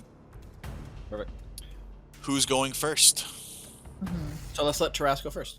Taras, like, you got the blaster Yeah. already. So Yes, sir. Aim. So I will aim at this hunter, and then I would shoot my blaster pistol. Medium range. You're at medium range, yes. 'Cause you're at the edge of the... I'll say you're at medium range because you're technically outside the ruins. Shooting in. Yes. Like I said, this is all relative. So you guys are outside the ruins right now. Mm-hmm. So you're in medium range band right now. So it would be a average of 2 difficulty dice. Okay, gotcha. 2 difficulties, so that would be... Boom! Pew pew! 1 success. 1 success. So I'll let you know, you can use a maneuver next time to aim, which gives you a boost dice. Oh, I did. I said I'm going Oh. to aim. But I should have said, like, I maneuvered to aim. But I said I'm gonna aim. I missed that. So you can just roll a separate boost dice. Okay, D20. Woo! A success Nice. and an advantage. You definitely succeeded. So what is your damage on that? I needed so inflict a critical injury on a hit for 3 advantages. So I have 3. You have with 3 the advantages, boost so you dice. can inflict a critical Ooh. injury. it says damage 0 plus 1 equals 1. Does that mean it's 1 damage? But I deal 6 damage on a hit plus 1 per success. Yeah, I don't know why it's saying symbol 0, roll. so Okay. So 6 damage on a hit. I don't know if... How do I know if it's a hit? it If it's succeeded. a success? Yeah. Okay. So 6 because of 1... Oh. So 12 actually- because of 2 successes? So 6, no. So 6 plus 2. each success over counts as 1, right? So any Mhm. successes remaining. So 6 plus 2 would be 8. 8 damage. And it's a critical... And I inflicted a critical injury. These hunters have soak 4, Whoa! which soak means that your soak reduces the damage taken by the number. Mhm. So he would usually take a remaining of 4 wounds, right, from that damage. But Yeah. because The you had a injury? critical hit, you shoot him right between the eyes, and he falls down dead. My aim's good, unlike the others with the masks on. That's it for my turn. All right, second PC. Sorindo, you want me to go? You want to go? You. You can go. You. So, Pawn, not to be outdone, joins the fray, leaps off the top of the rocks. As my maneuver, I would like to maneuver... Well, I guess I don't know how it works, right? Can I maneuver, as my maneuver action, down into, like, close range or encounter range or whatever you call it? You can move from medium range to short range. It would take another maneuver to then engage into melee. Got it. So right now we're at medium range because we're outside the ruins. Mhm. So I will leap down. I will use my maneuver to move to short range. Okay, so you can move into the ruins. Yeah, so I leap down from the ruins into short range with my maneuver. And then I would like to take a second maneuver and take 2 strain to move into Yep. like engage range. That's Yep, so cool. you will take 2 strain and you move into engage with one of the hunters. Okay. As the blaster fire goes off, you immediately see Pawn leap down with agility, land, and rush forward towards one of the hunters. And then with my action, I'd like to activate the saber and like cut through. All right, this will be a melee attack, so this is an average difficulty attack. So because I'm using my lightsaber, is it a melee attack or is it a lightsaber attack? 'Cause I'm using a lightsaber. It's a lightsaber attack, Lightsaber attack. Okay. so with 2 difficulty, Just 2 difficult, no upgrades or anything. no upgrades. So 3 successes, 1 threat, Ooh, a and a triumph. triumph. Ooh. Ooh. That's Whack you? their head off. You are able to leap down and immediately cut off this hunter's head, if that's what you want to do. Nice. Or if Nice. you're able to take him out however you wish. Yeah, I Nice. would prefer to take them out and leave them unconscious but alive. Okay, so you see Pawn rush down, and you don't even need to roll damage because of the triumph is allowing you to do this. Oh, nice. You see Pawn rush forward towards one of the hunters as he raises his slug thrower rifle and cuts the rifle barrel in half and takes the butt of your lightsaber and you smash it into his face and he falls unconscious. Nice. Nice. The threat, however, is that one of these other hunters is able to take a shot at you. Okay. Oh, that's interesting. Definitely different, right? Okay, and this is a medium range, so this is an average difficulty shot for him. Is it still medium range even though I moved into engage with one of their allies? Who's right next? Short range, sorry. So easy, so it's an easy difficulty shot actually for him. Thank you. Oh for no, that. Steve. Listen, I've been through. Doesn't he have a disadvantage? It's a long-range weapon. No, if you're engaged with him, someone trying to use a heavy weapon, Oh, then I got you. Okay, then it becomes harder for them. got you. Guess I should say disadvantage. More, what do you call it? Difficulty? More difficult. Yeah. He failed, Ooh, it failed. A triumph. but a triumph. Yeah, what does that mean? There's a ricochet and hit you in the back of the head. Oh no.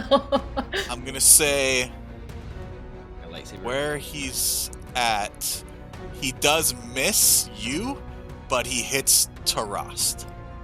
Okay. Oh, wow. So I'm like, ha! And I move out of the way, and then right behind me in the background. Oh no. Doesn't roll the damage. So I'm just gonna say it's not a critical hit because of the triumph.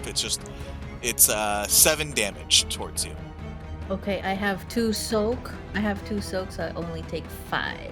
Take 5 wounds from that. As the slug, Woo! as this slug slams into your shoulder. Okay. Ow. And your soak never changes? It always stays there? Like that number? I mean, if you get armor and stuff. Okay, so it's almost like your AC. Your base soak is 3, and then the clothes you guys are wearing gives you another Okay. soak. No, I just So, meant like yeah, when it's you your guys AC, he only took 4. That doesn't go down in this combat. That doesn't go does it? down, no. Okay, no. so it's kind of like soak is AC, that's yes. Yep. But that's the end of Pawn's turn. So we have the third PC slot. I'll go. So, Sorrento will maneuver up to short range, and I'd like to use, and if you tell me if I can do it or now, my force power talent enhance. Ooh. Not yet. It's not. Okay. It's not supposed to be yet. But We're still screw it. learning It makes it more. Makes it more fun. Plus, if there's one character that might have force powers, it's Sorrento. I'm gonna say not yet, especially because you were going to seek out Ramon to try to learn. So in the heat of battle, it's harder for you to use this ability right now. Now I want to know what the ability is. So yeah, technically, all of your force powers are locked for the moment until we get to a certain point Yep. in the game. Point of the story. I'll take 2 strain to move up to engage this person here, and pick a basic lightsaber attack. All right, this is a average 2 difficulty. So the one that I'm next to, I knocked him out, so he's not engaged. His token's there, but he's gone in battle. Yeah, right? there's 3 left. 3 left Okay. technically. Just check. I'm just gonna move him up here. Succeeded. Nice. With 8 damage, with a soak of 4, he takes 4 wounds. He is still up, and the threat is he's going to take a shot at you with his slug thrower rifle. Because you are engaged, this is a difficulty 3. This is a hard shot for him. Ooh. Ooh, shit. Triumph try. and success. And a threat. And a try. That should be 8 damage total. Soak of 4. Soak of 4, so you take Nice. 4 wounds. Yep. The triumph will be a critical injury. There's a specific critical injury table that we're not going to use for this game because it's pretty comprehensive and some bad things can happen. They have a specific one. You lose an arm. They have a specific one for this beginner's box game. So I need you to roll me a D4, please. Can you roll straight D4s in this? Uh, Yeah, you can. Oh, yeah, you can. I tried to roll a D20 and it told me it yelled at me, so I wasn't sure. A 2. So you suffer a setback dice on your next check. Do the D4. See it. Should probably type it. Yeah. Yeah, I typed it. So on your next check, Sorrento, you're going to take a setback dice, which could be right now because he did receive a threat, which means you can immediately take an attack on him. Oh. Okay. And I get 1 setback dice. Escalation. Yes. You attacked him, he attacked you, you attacked /R, not roll. /R space 1d4. Yeah. So I'm just trying to unwrap the chain of events. So Sorrento jumped down and attacked, which triggered a threat. So he got an attack back, which triggered a threat, which triggers an attack back. Uh-huh. Or in a recursive So infinite threats, it doesn't always have to be an immediate attack. It yeah. could be he suffers strain, something like that. loop. Yeah, it's just funny. It's kind of up to the GM to decide how to interpret the dice results. It's cool. So you miss, but you do get 2 advantages. In his kind of maneuver to dodge out of the way of your swing, he falls prone Ooh. in front of you. All right. So that is the end of your turn. Yep. So now it is their go. There's 3 left. So this one is going to fire at you. One of them is going to fire at you, Pawn. Little does he know when I move out of the way, it hits Taras.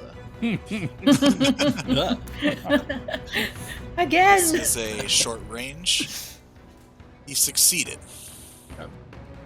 So you're going to take 8 damage. Okay. I have a soak of 5. My soak is 5, so Whoa. I actually take 3 damage. Freaking tanky. Yep. Y'all are so tanky.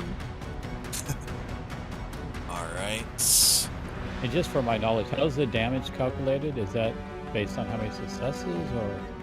Yeah, so there's a base number. I don't know why it's not showing up in the thing, because Yeah, I'm trying to find. I just see damage. It says 0. It's on your character sheet. No, see it on the user character sheet. It's not showing up on the rolls for some reason. Oh, okay. So there should be a base damage. There should be a number next to whatever your weapon is under damage, right? Oh yeah. Yep. And then it's plus whatever remaining successes there are. Oh, I got it. So it's an automatic 5 for me, and then plus whatever extra successes. Gotcha. Yeah. Okay. And then the crit number is if you have that many advantages, you can inflict a critical injury. Gotcha. Well, good to know. Thank you. Yep. That's one of their goes. This guy is going to disengage from you, Torendo. Oh no, he's prone. Sorry. Is prone a mechanical thing in this game? It takes a maneuver to get up from, and I believe you might have like a boost dice for your attack with a melee attack, and a setback dice for a range attack.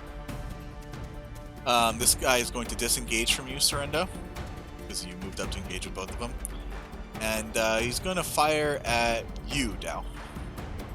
So you're at medium range still. Yep. Now, being up on the rock and kind of hidden still, because I haven't jumped out yet. So, is there any difficulty on that? I'll give him a setback dice because you have some cover. Yep. So yeah, you can maneuver to take cover, which gives any attack a setback. Okay.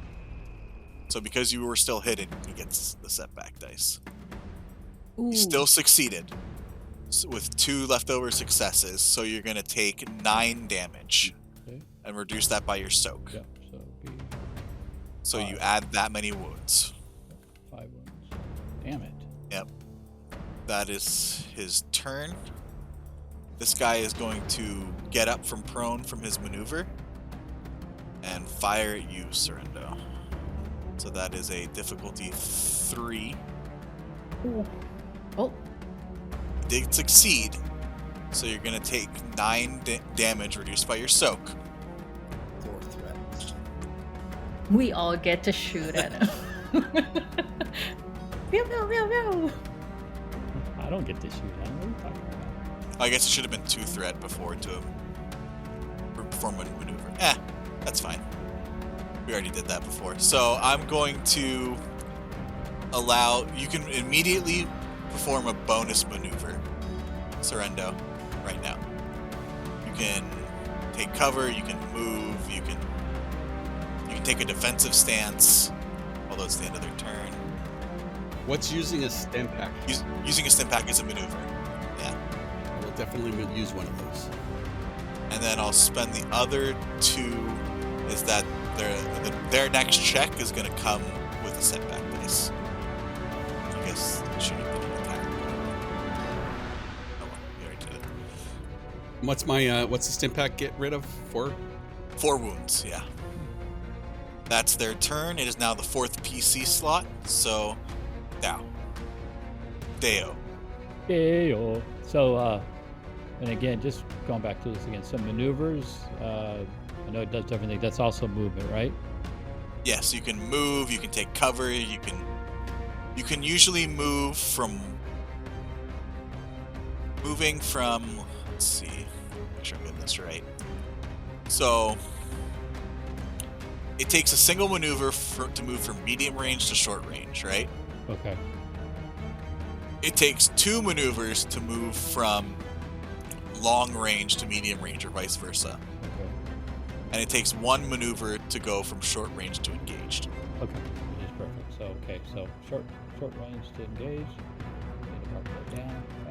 And So then you are actually outside the ruin still, so you would have to go from medium range to short range first. Okay. So that would be 2 strain. 1 maneuver. And if you want to go from short range to engage, you can take 2 strain to do another maneuver, yeah. That's what I'll do. And then you can spend your action to attack. Yep. I will attack. What are you attacking with? Just to... My walking stick. So I'm a monk, and you just see me kind of take out my walking stick, and I'm just, flipping around my arms, fingers, and I take a shot. You're Donnie Yen from Rogue One. There you go. Mhm. Okay, So straight man. roll, difficulty, leave everything as is, or any changes on the dice? Just an average 2 difficulty dice. Fuck. You failed, but you can spend an advantage to reduce the strain. So that works even like mid-combat or whatever, you can still do strain. Yep. Okay. Interesting. Nice. All right. So I like to think... I look good with my stick, but I... Well, no, yeah, I just cut somebody with my lightsaber and smacked him in the face, and then Sorrendo's over there doing his awesome lightsaber stuff, and we look at each other and just make eye contact and nod, and then we all look over at Dao, who just walks out and hits him with a stick. Yeah. Dao has other abilities though. Where's your saber, Dao? Don't have one. We need to find one for me. This hunter is able to take his slug thrower rifle and actually block your walking stick. So we're now back to the top of the round, so we're back up to the first PC slot. Who would like to go? I'd like to go again. Yeah. Yeah. So I would take aim at this hunter. Because would this still be considered medium range? Yes, still considered medium range. And then I would shoot at him again with my blaster pistol. Yeah, because you're on the edge of the ruins. I'm gonna get considered medium range. Okay. So that would be, and I get a boost because I aimed. Yes. Okay. So it's an average 2 difficulty plus the boost. No. You failed, but you do get to spend an advantage to reduce any strain if you'd like. Uh. I mean, it's the only thing you can really use it for, so. Yeah, that's what I'm gonna do. Oh, actually, can I use this? Can I spend like a? Do I have to use like a maneuver action to spend a strain for another maneuver action?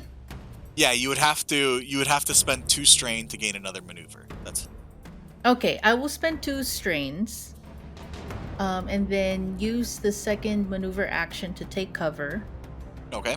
And then with my advantage die, I'll get With rid one of of the strain, yep. Yeah. Perfect. So that's just 4.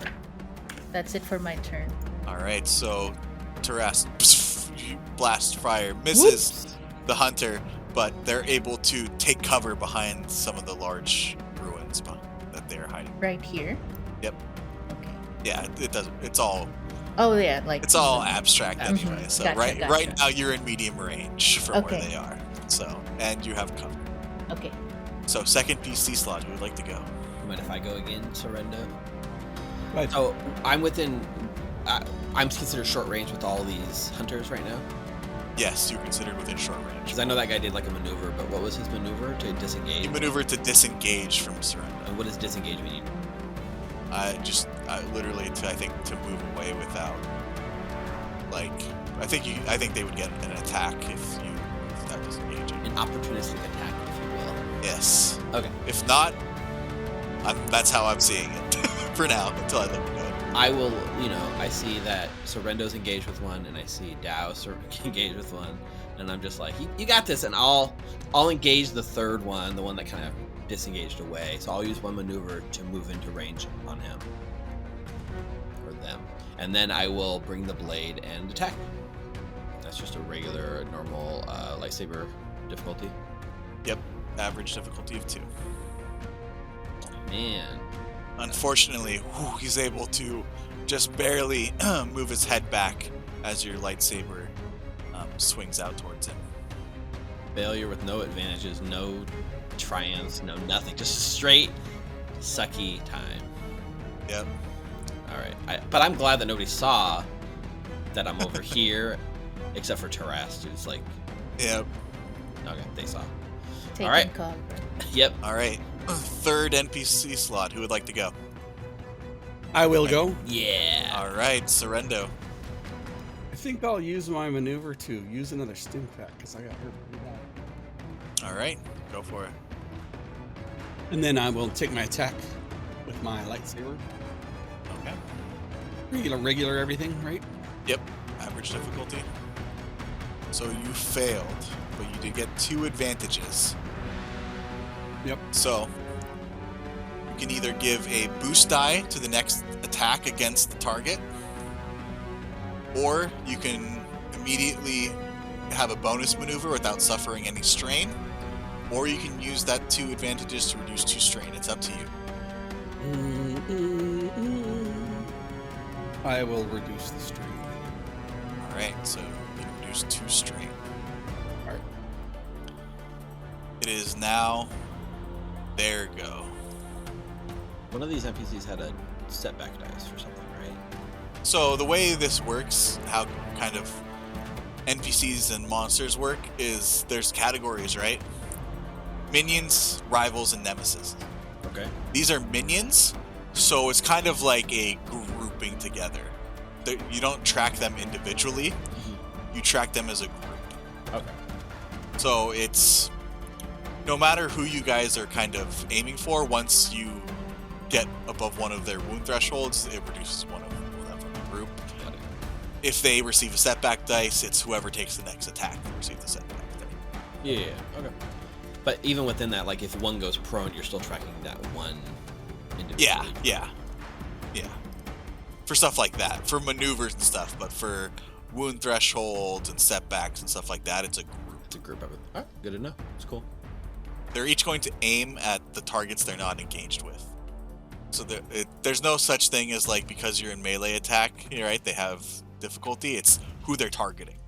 But they may get setback dice because you guys are in their face swinging lightsabers and sticks at them. So I think that's appropriate.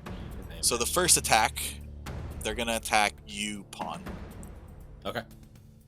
Well, let's clarify. They're gonna try. You're gonna try to attack. This is an easy difficulty.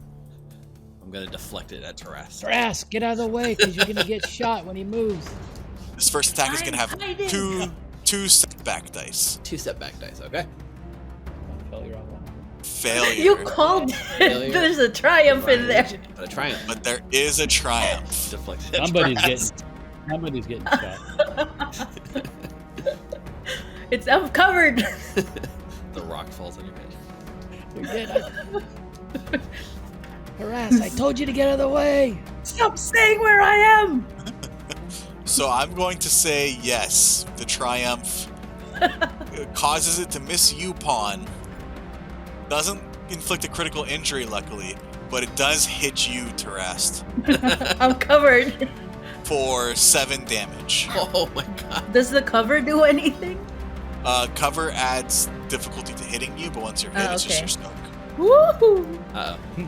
7, 10. Okay. You'll never hit me. Damn it, Pawn! Taras is back there. I told you to shut up, Dale. Stop telling me that where I'm at. I'm trying. Don't ever stand behind him. The second one near you, Pawn, is going to shoot towards Dao. So that's an easy difficulty with 1 setback because you're in his face. Come on, please fail. He still succeeded. Plus, so that's 8 damage to you, Dao, reduced by your soak. And then the third one engaged with Dao is going to shoot towards you, Surrendo. And I haven't been doing this, but he's going to aim for his maneuver. So he takes 1 setback. It's a average of easy difficulty. He takes 1 setback and 1 boost. Aiming. Oh my gosh. 5 successes. Oh, shit.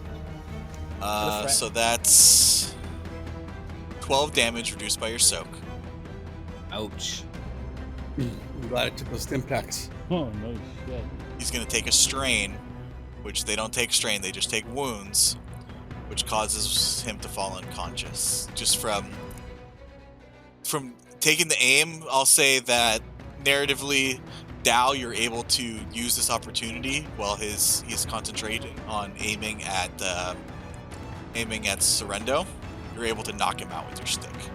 So that's how I'm going to narrate it. So this one is unconscious as well. So there's only 2 left.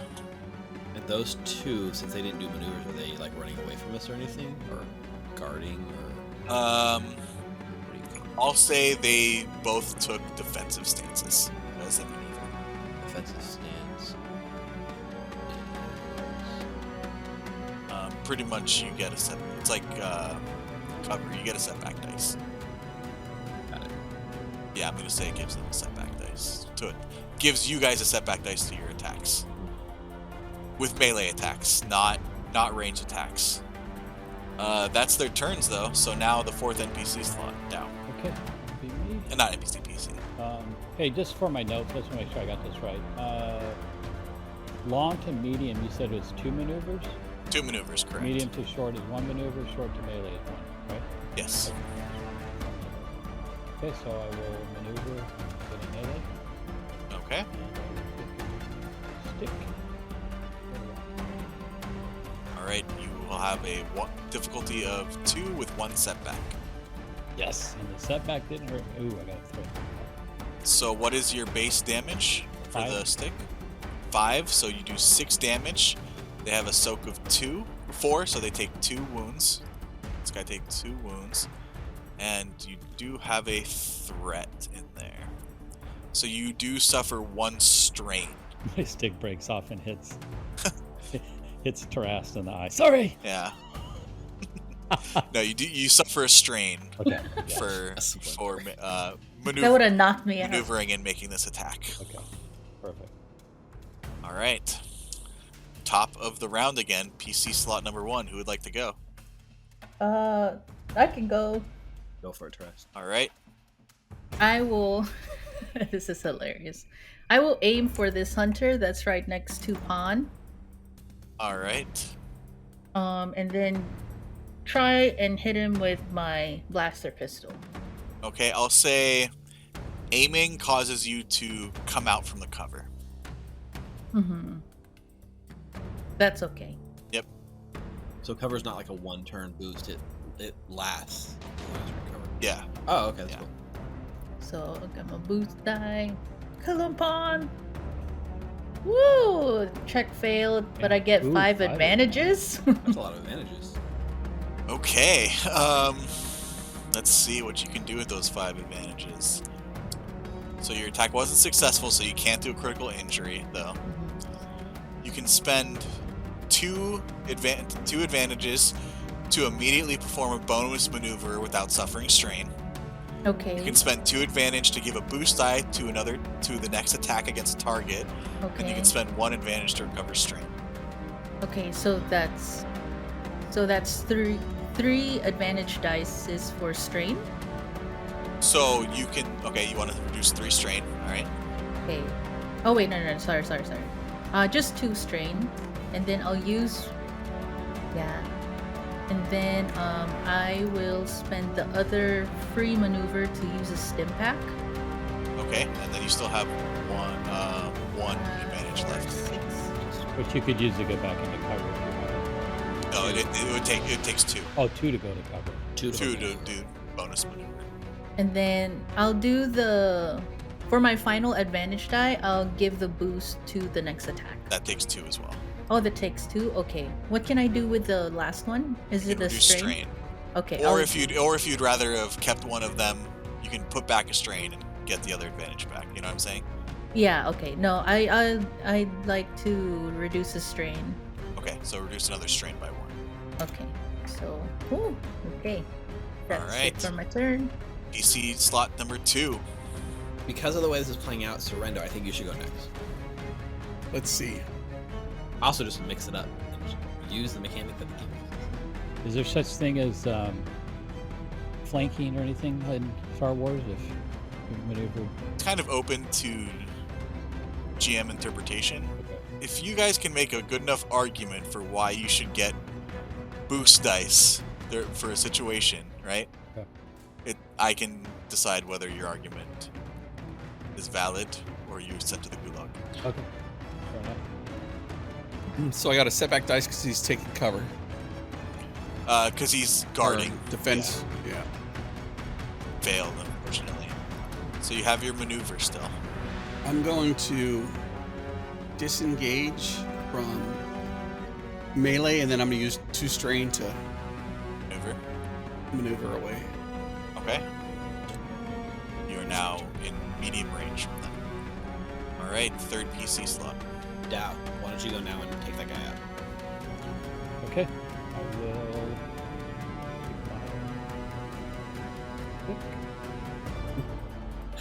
Take my stick. Anything just straight roll? 2 average difficulty of 2, so, and then 1 setback dice because he is in a guarded stance.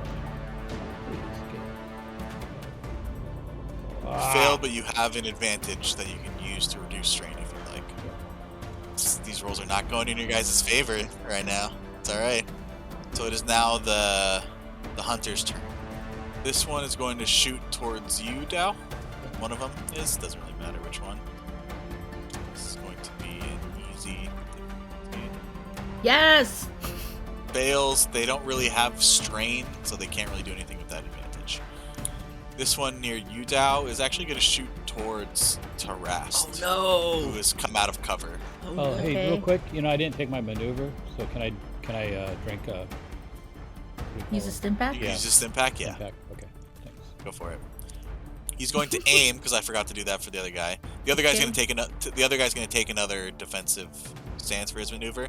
This one's going to aim towards you, Tarast. So it's an average difficulty with 1 boost and no setbacks because you're not in cover. Failed, Ooh, look at all Thank those you, dice. Jesus. but 4 advantages, right? Thank you for the force. So he's going to be able to immediately spend another maneuver taking a defensive stance, and then spend 2 maneuvers, another 2 advantage to give their next attack, if they get one, a boost dice. And that's their turn. So now we go to the 4th PC slot. Okay. Let's go, Pawn! So, Hail Mary time. You ready? I would like to use my maneuver to aim. And I want to target to hit a specific item, and I want to target my lightsaber and just cut his blaster. Okay.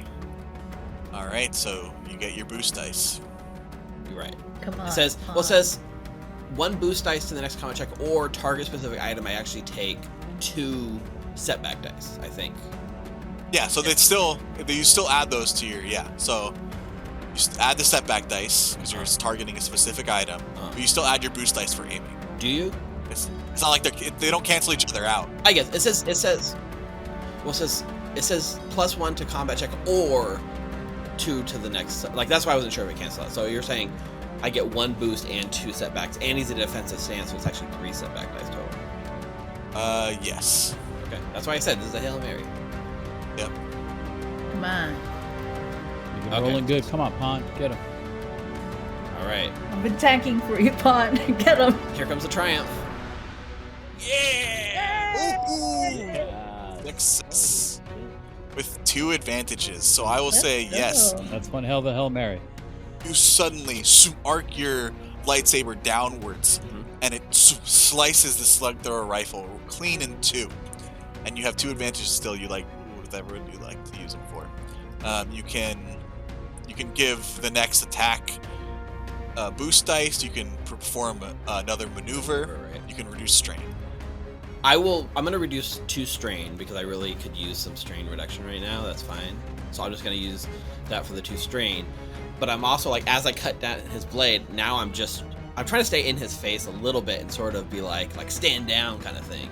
I don't know if he has any other weapons hidden, so I'm not like super.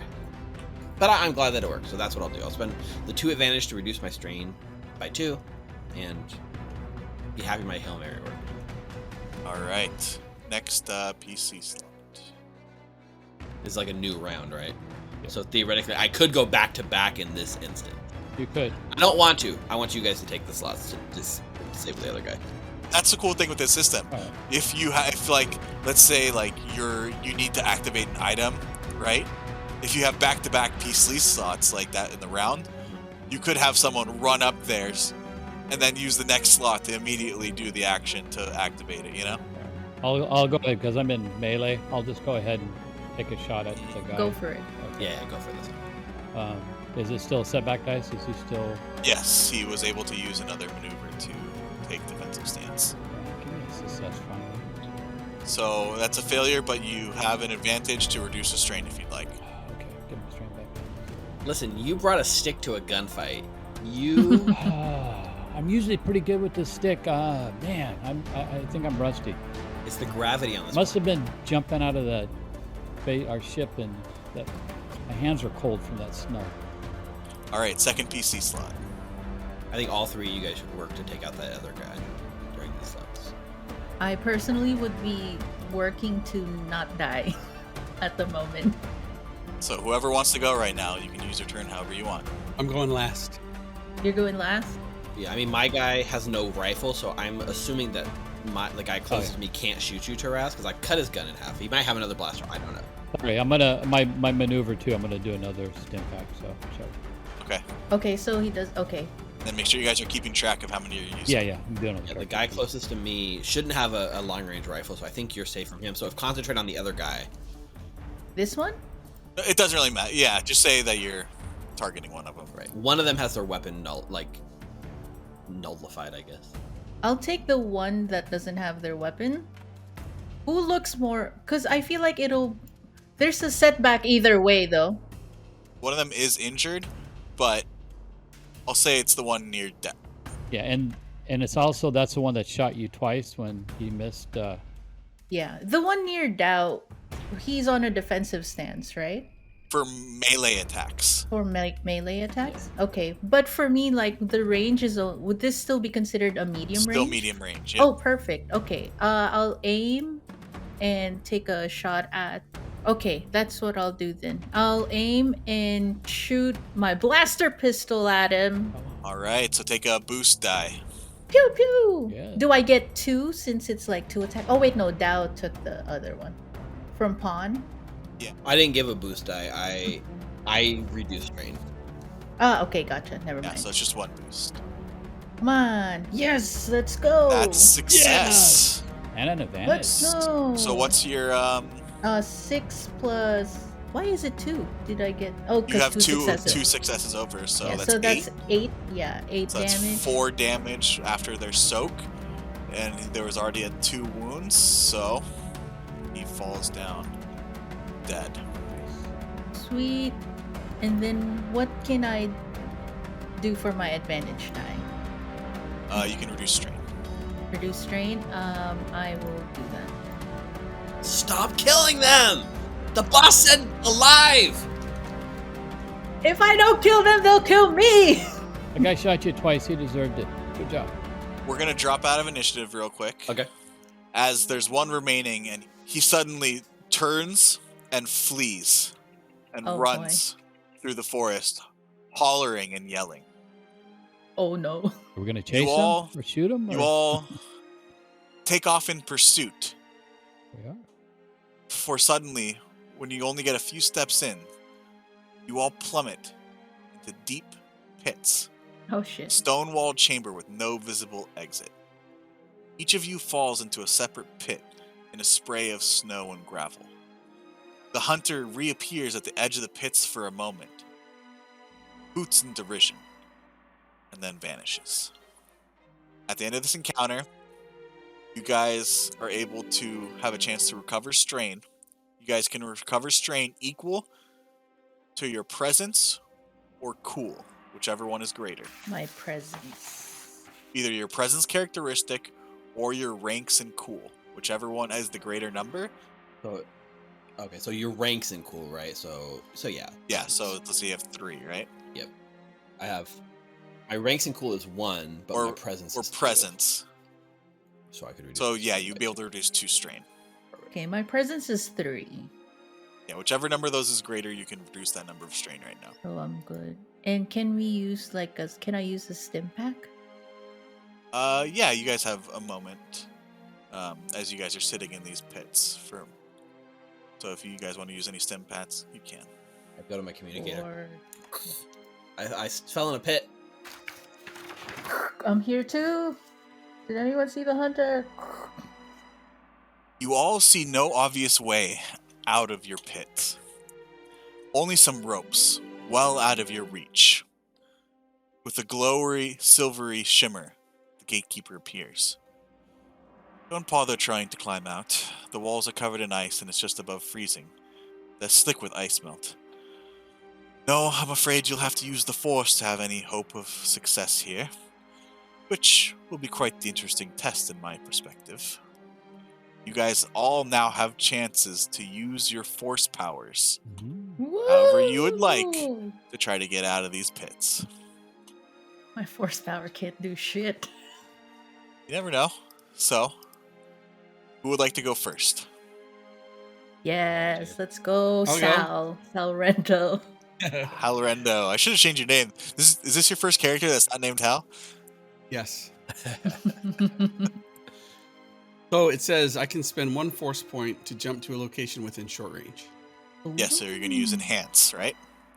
Yep. Okay, so now you need to roll a force dice. So each of you have a rank in force. That is the number of force die you roll when you're trying to use a force power. You need to have at least enough light side results to satisfy the number of force points needed to use the power. So how many force points is needed to activate this power? 1. 1. So you need 1 light-sided force point. Or you can use a dark side point, but you will suffer strain.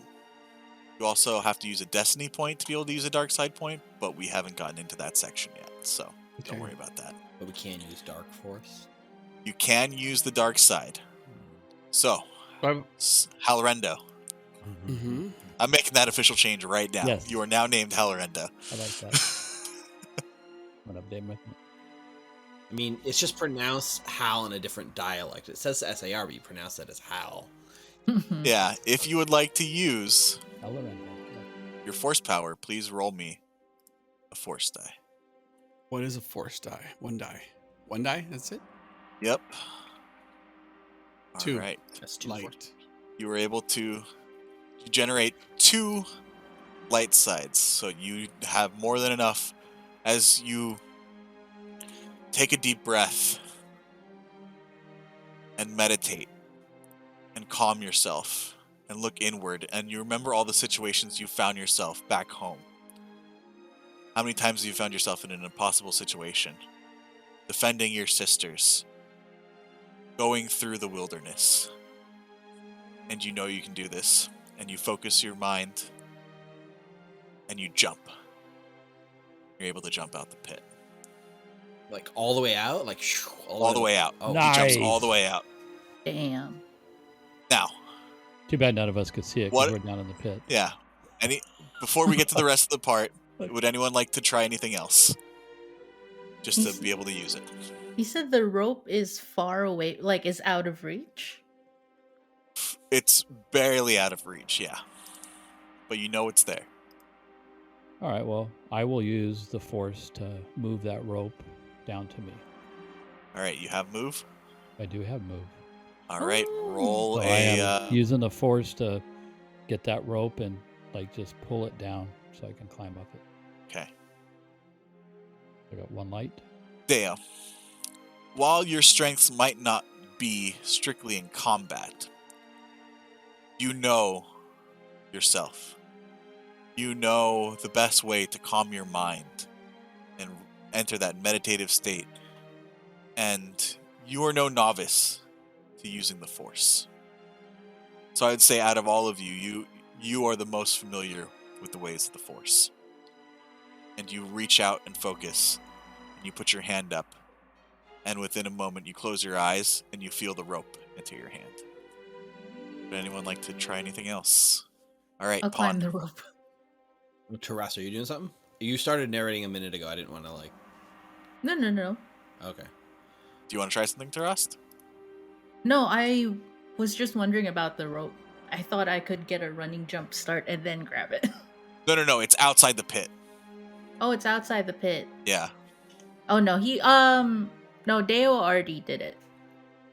Yeah, mean, you could- Yeah, move too. I'm giving you guys an opportunity to Right. try it, to be able to use it, to Yeah. use the mechanic. Yeah, if you have So move, we'll try say it. that there's another rope there if you want. It's like We only get to use the force once, right? No. yeah. How does the Oh. force Just- pull work? It says like one pull. Does that mean you spend your dice and it's spent?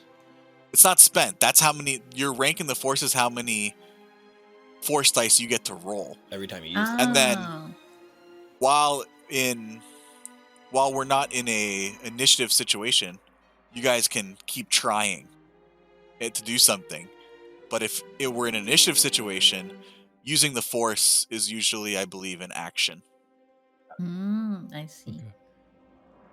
Okay. Yeah, I'll use my force power of move to get the other rope All and do the right. same exact thing as Deo. So roll me your 1 force dice, please. 1. Oh, it's dark. What does that mean? So that means if you wish, you can use this dark side. You will suffer 1 strain to use it. Now, Will it be obvious if I use the dark side? you're not sure. Now, Oh, yeah. later on in the game, this will have other consequences, Oh. right? But right now, all it does is cause you to suffer strain. Yeah, I use it. Oh, you're 1 point closer to the dark side. So once we get a destiny pool, right?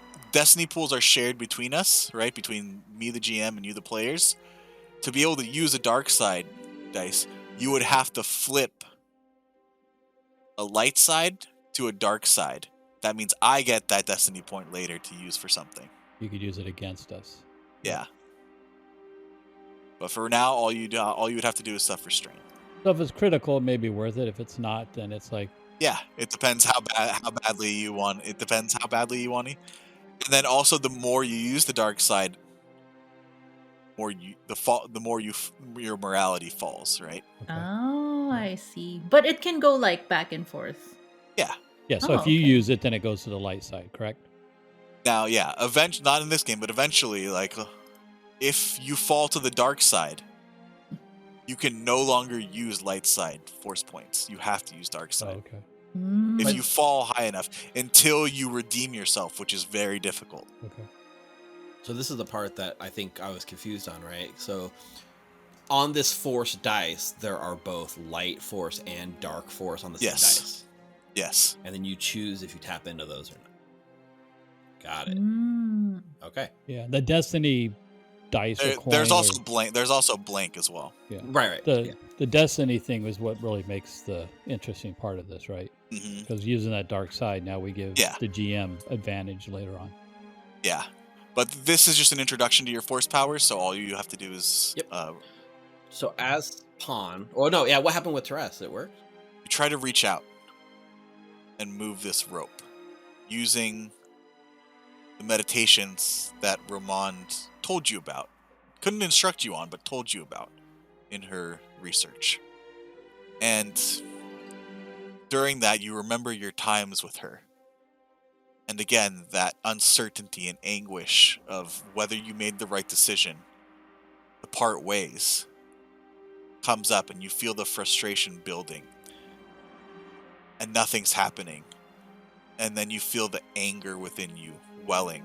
The anger at the situation. The anger of being in this pit. The anger of not being able to move this damn rope. And this anger wells up inside of you until it reaches a breaking point. And you grimace and you almost let out a yell. And suddenly, the rope flies into your hand. Pretty easy. And in your head, you hear, I am your mother. So, Pawn, what would you like to do? So here's Pawn's thought process. I'm standing at the bottom of this pit. I'm looking up at this impossibly deep pit. And the gatekeeper's standing here telling me to use the force. And I'm like, I don't believe in the force. That's stupid. That's ridiculous. I don't need you. I wave him off, right? And I just look at this impossibly high jump. And I know that I've done impossibly, like to the normal person, it'd be impossible. But I'm not just anyone. I am Pawn Adestus. Gravity means nothing to me. And so I am going to try my hardest to leap out of this pit, force be damned, but subconsciously without realizing I'm using the force. To use inhale.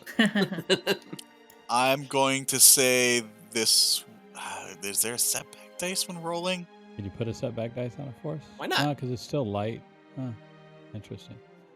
Well, I mean, you could include like an athletics roll and then include the force dice and a setback dice or something, right? Yeah, that's actually, I think that's what I should have done with your jump as well, Helendo. But it's okay, you already got up. So, yeah, that's actually how it's supposed to be. Oh, okay. Thank you for reminding me. So, yes, you will roll an athletics check Uh-huh. with your force dice Uh-huh. and a setback. Got it. All right. Let's see what I get. Come on, Dark Force. Double light. And it's success. Man, you've been rolling hot today. Hey, listen, I'm Ponadestus. That's 2 successes, 2 advantages with 2 light Hey, force. that's really So, yes, you don't have any strain because you got, or if you have any strain left, you can reduce the strain. I do. I have 2 strain left. So you can reduce that by 0, and you're Wait, able to do jump I? out of the stone pits. I had 1 strain left, so now I'm down to 0. And Yeah. then land on top of the pit and just be like, is the gatekeeper still at the bottom? No, the gatekeeper was up top. Oh, the gatekeeper's up top. Okay. So I land next Yeah. to the gatekeeper and say, I don't need the force. Maybe you will discover different in time. And he just smiles, knowing that you definitely use the force to get out. Right. And also, maybe this should have been more than a average check. This check might have needed to be harder, right? Like we did a. No, so the difficulty. Oh yeah. So maybe the difficulty should have been something impossible, right? It should have been hard.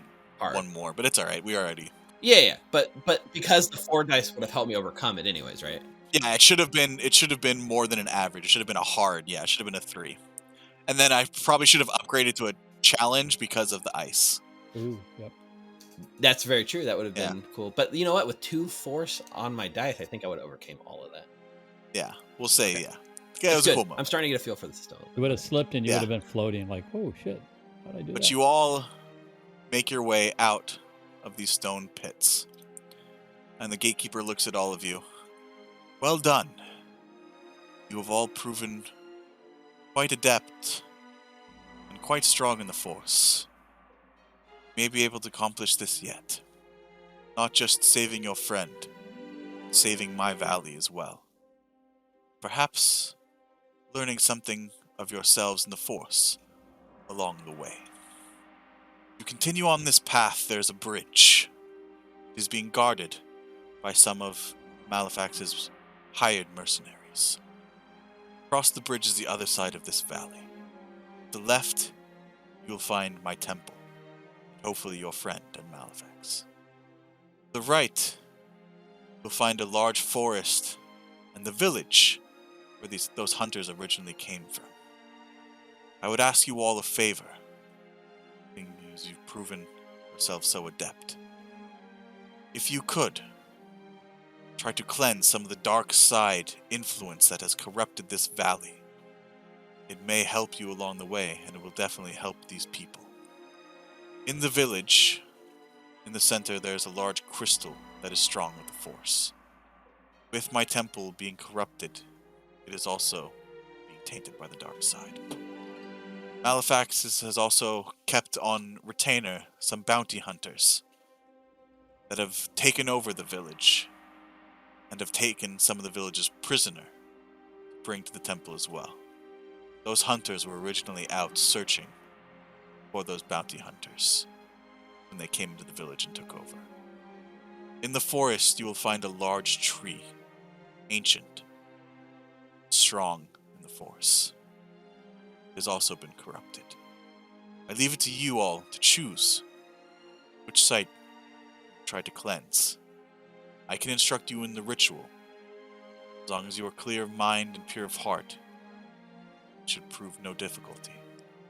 If you would do that before heading into the temple, you would have my utmost thanks and appreciation. First, you must get across the bridge. And that's where we're going to end tonight's session.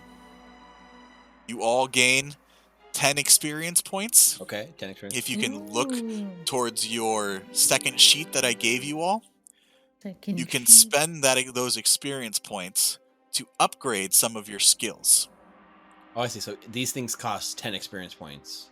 Yeah, some of them cost some of you have things that cost 10, some of you have things that may cost 5 and 5, but you can spend those 10 however you guys wish. So, they're going to upgrade their characters. We're going to come back next session with some new abilities, Nice. and we'll continue with episode 2 of our Star Wars Force and Destiny game. Ooh. Thank you all for joining us. I hope you all had fun. Stay safe, and we'll see you all next week. May the Force be with May you. the Force be with you. And The with you. Force. Thanks, guys.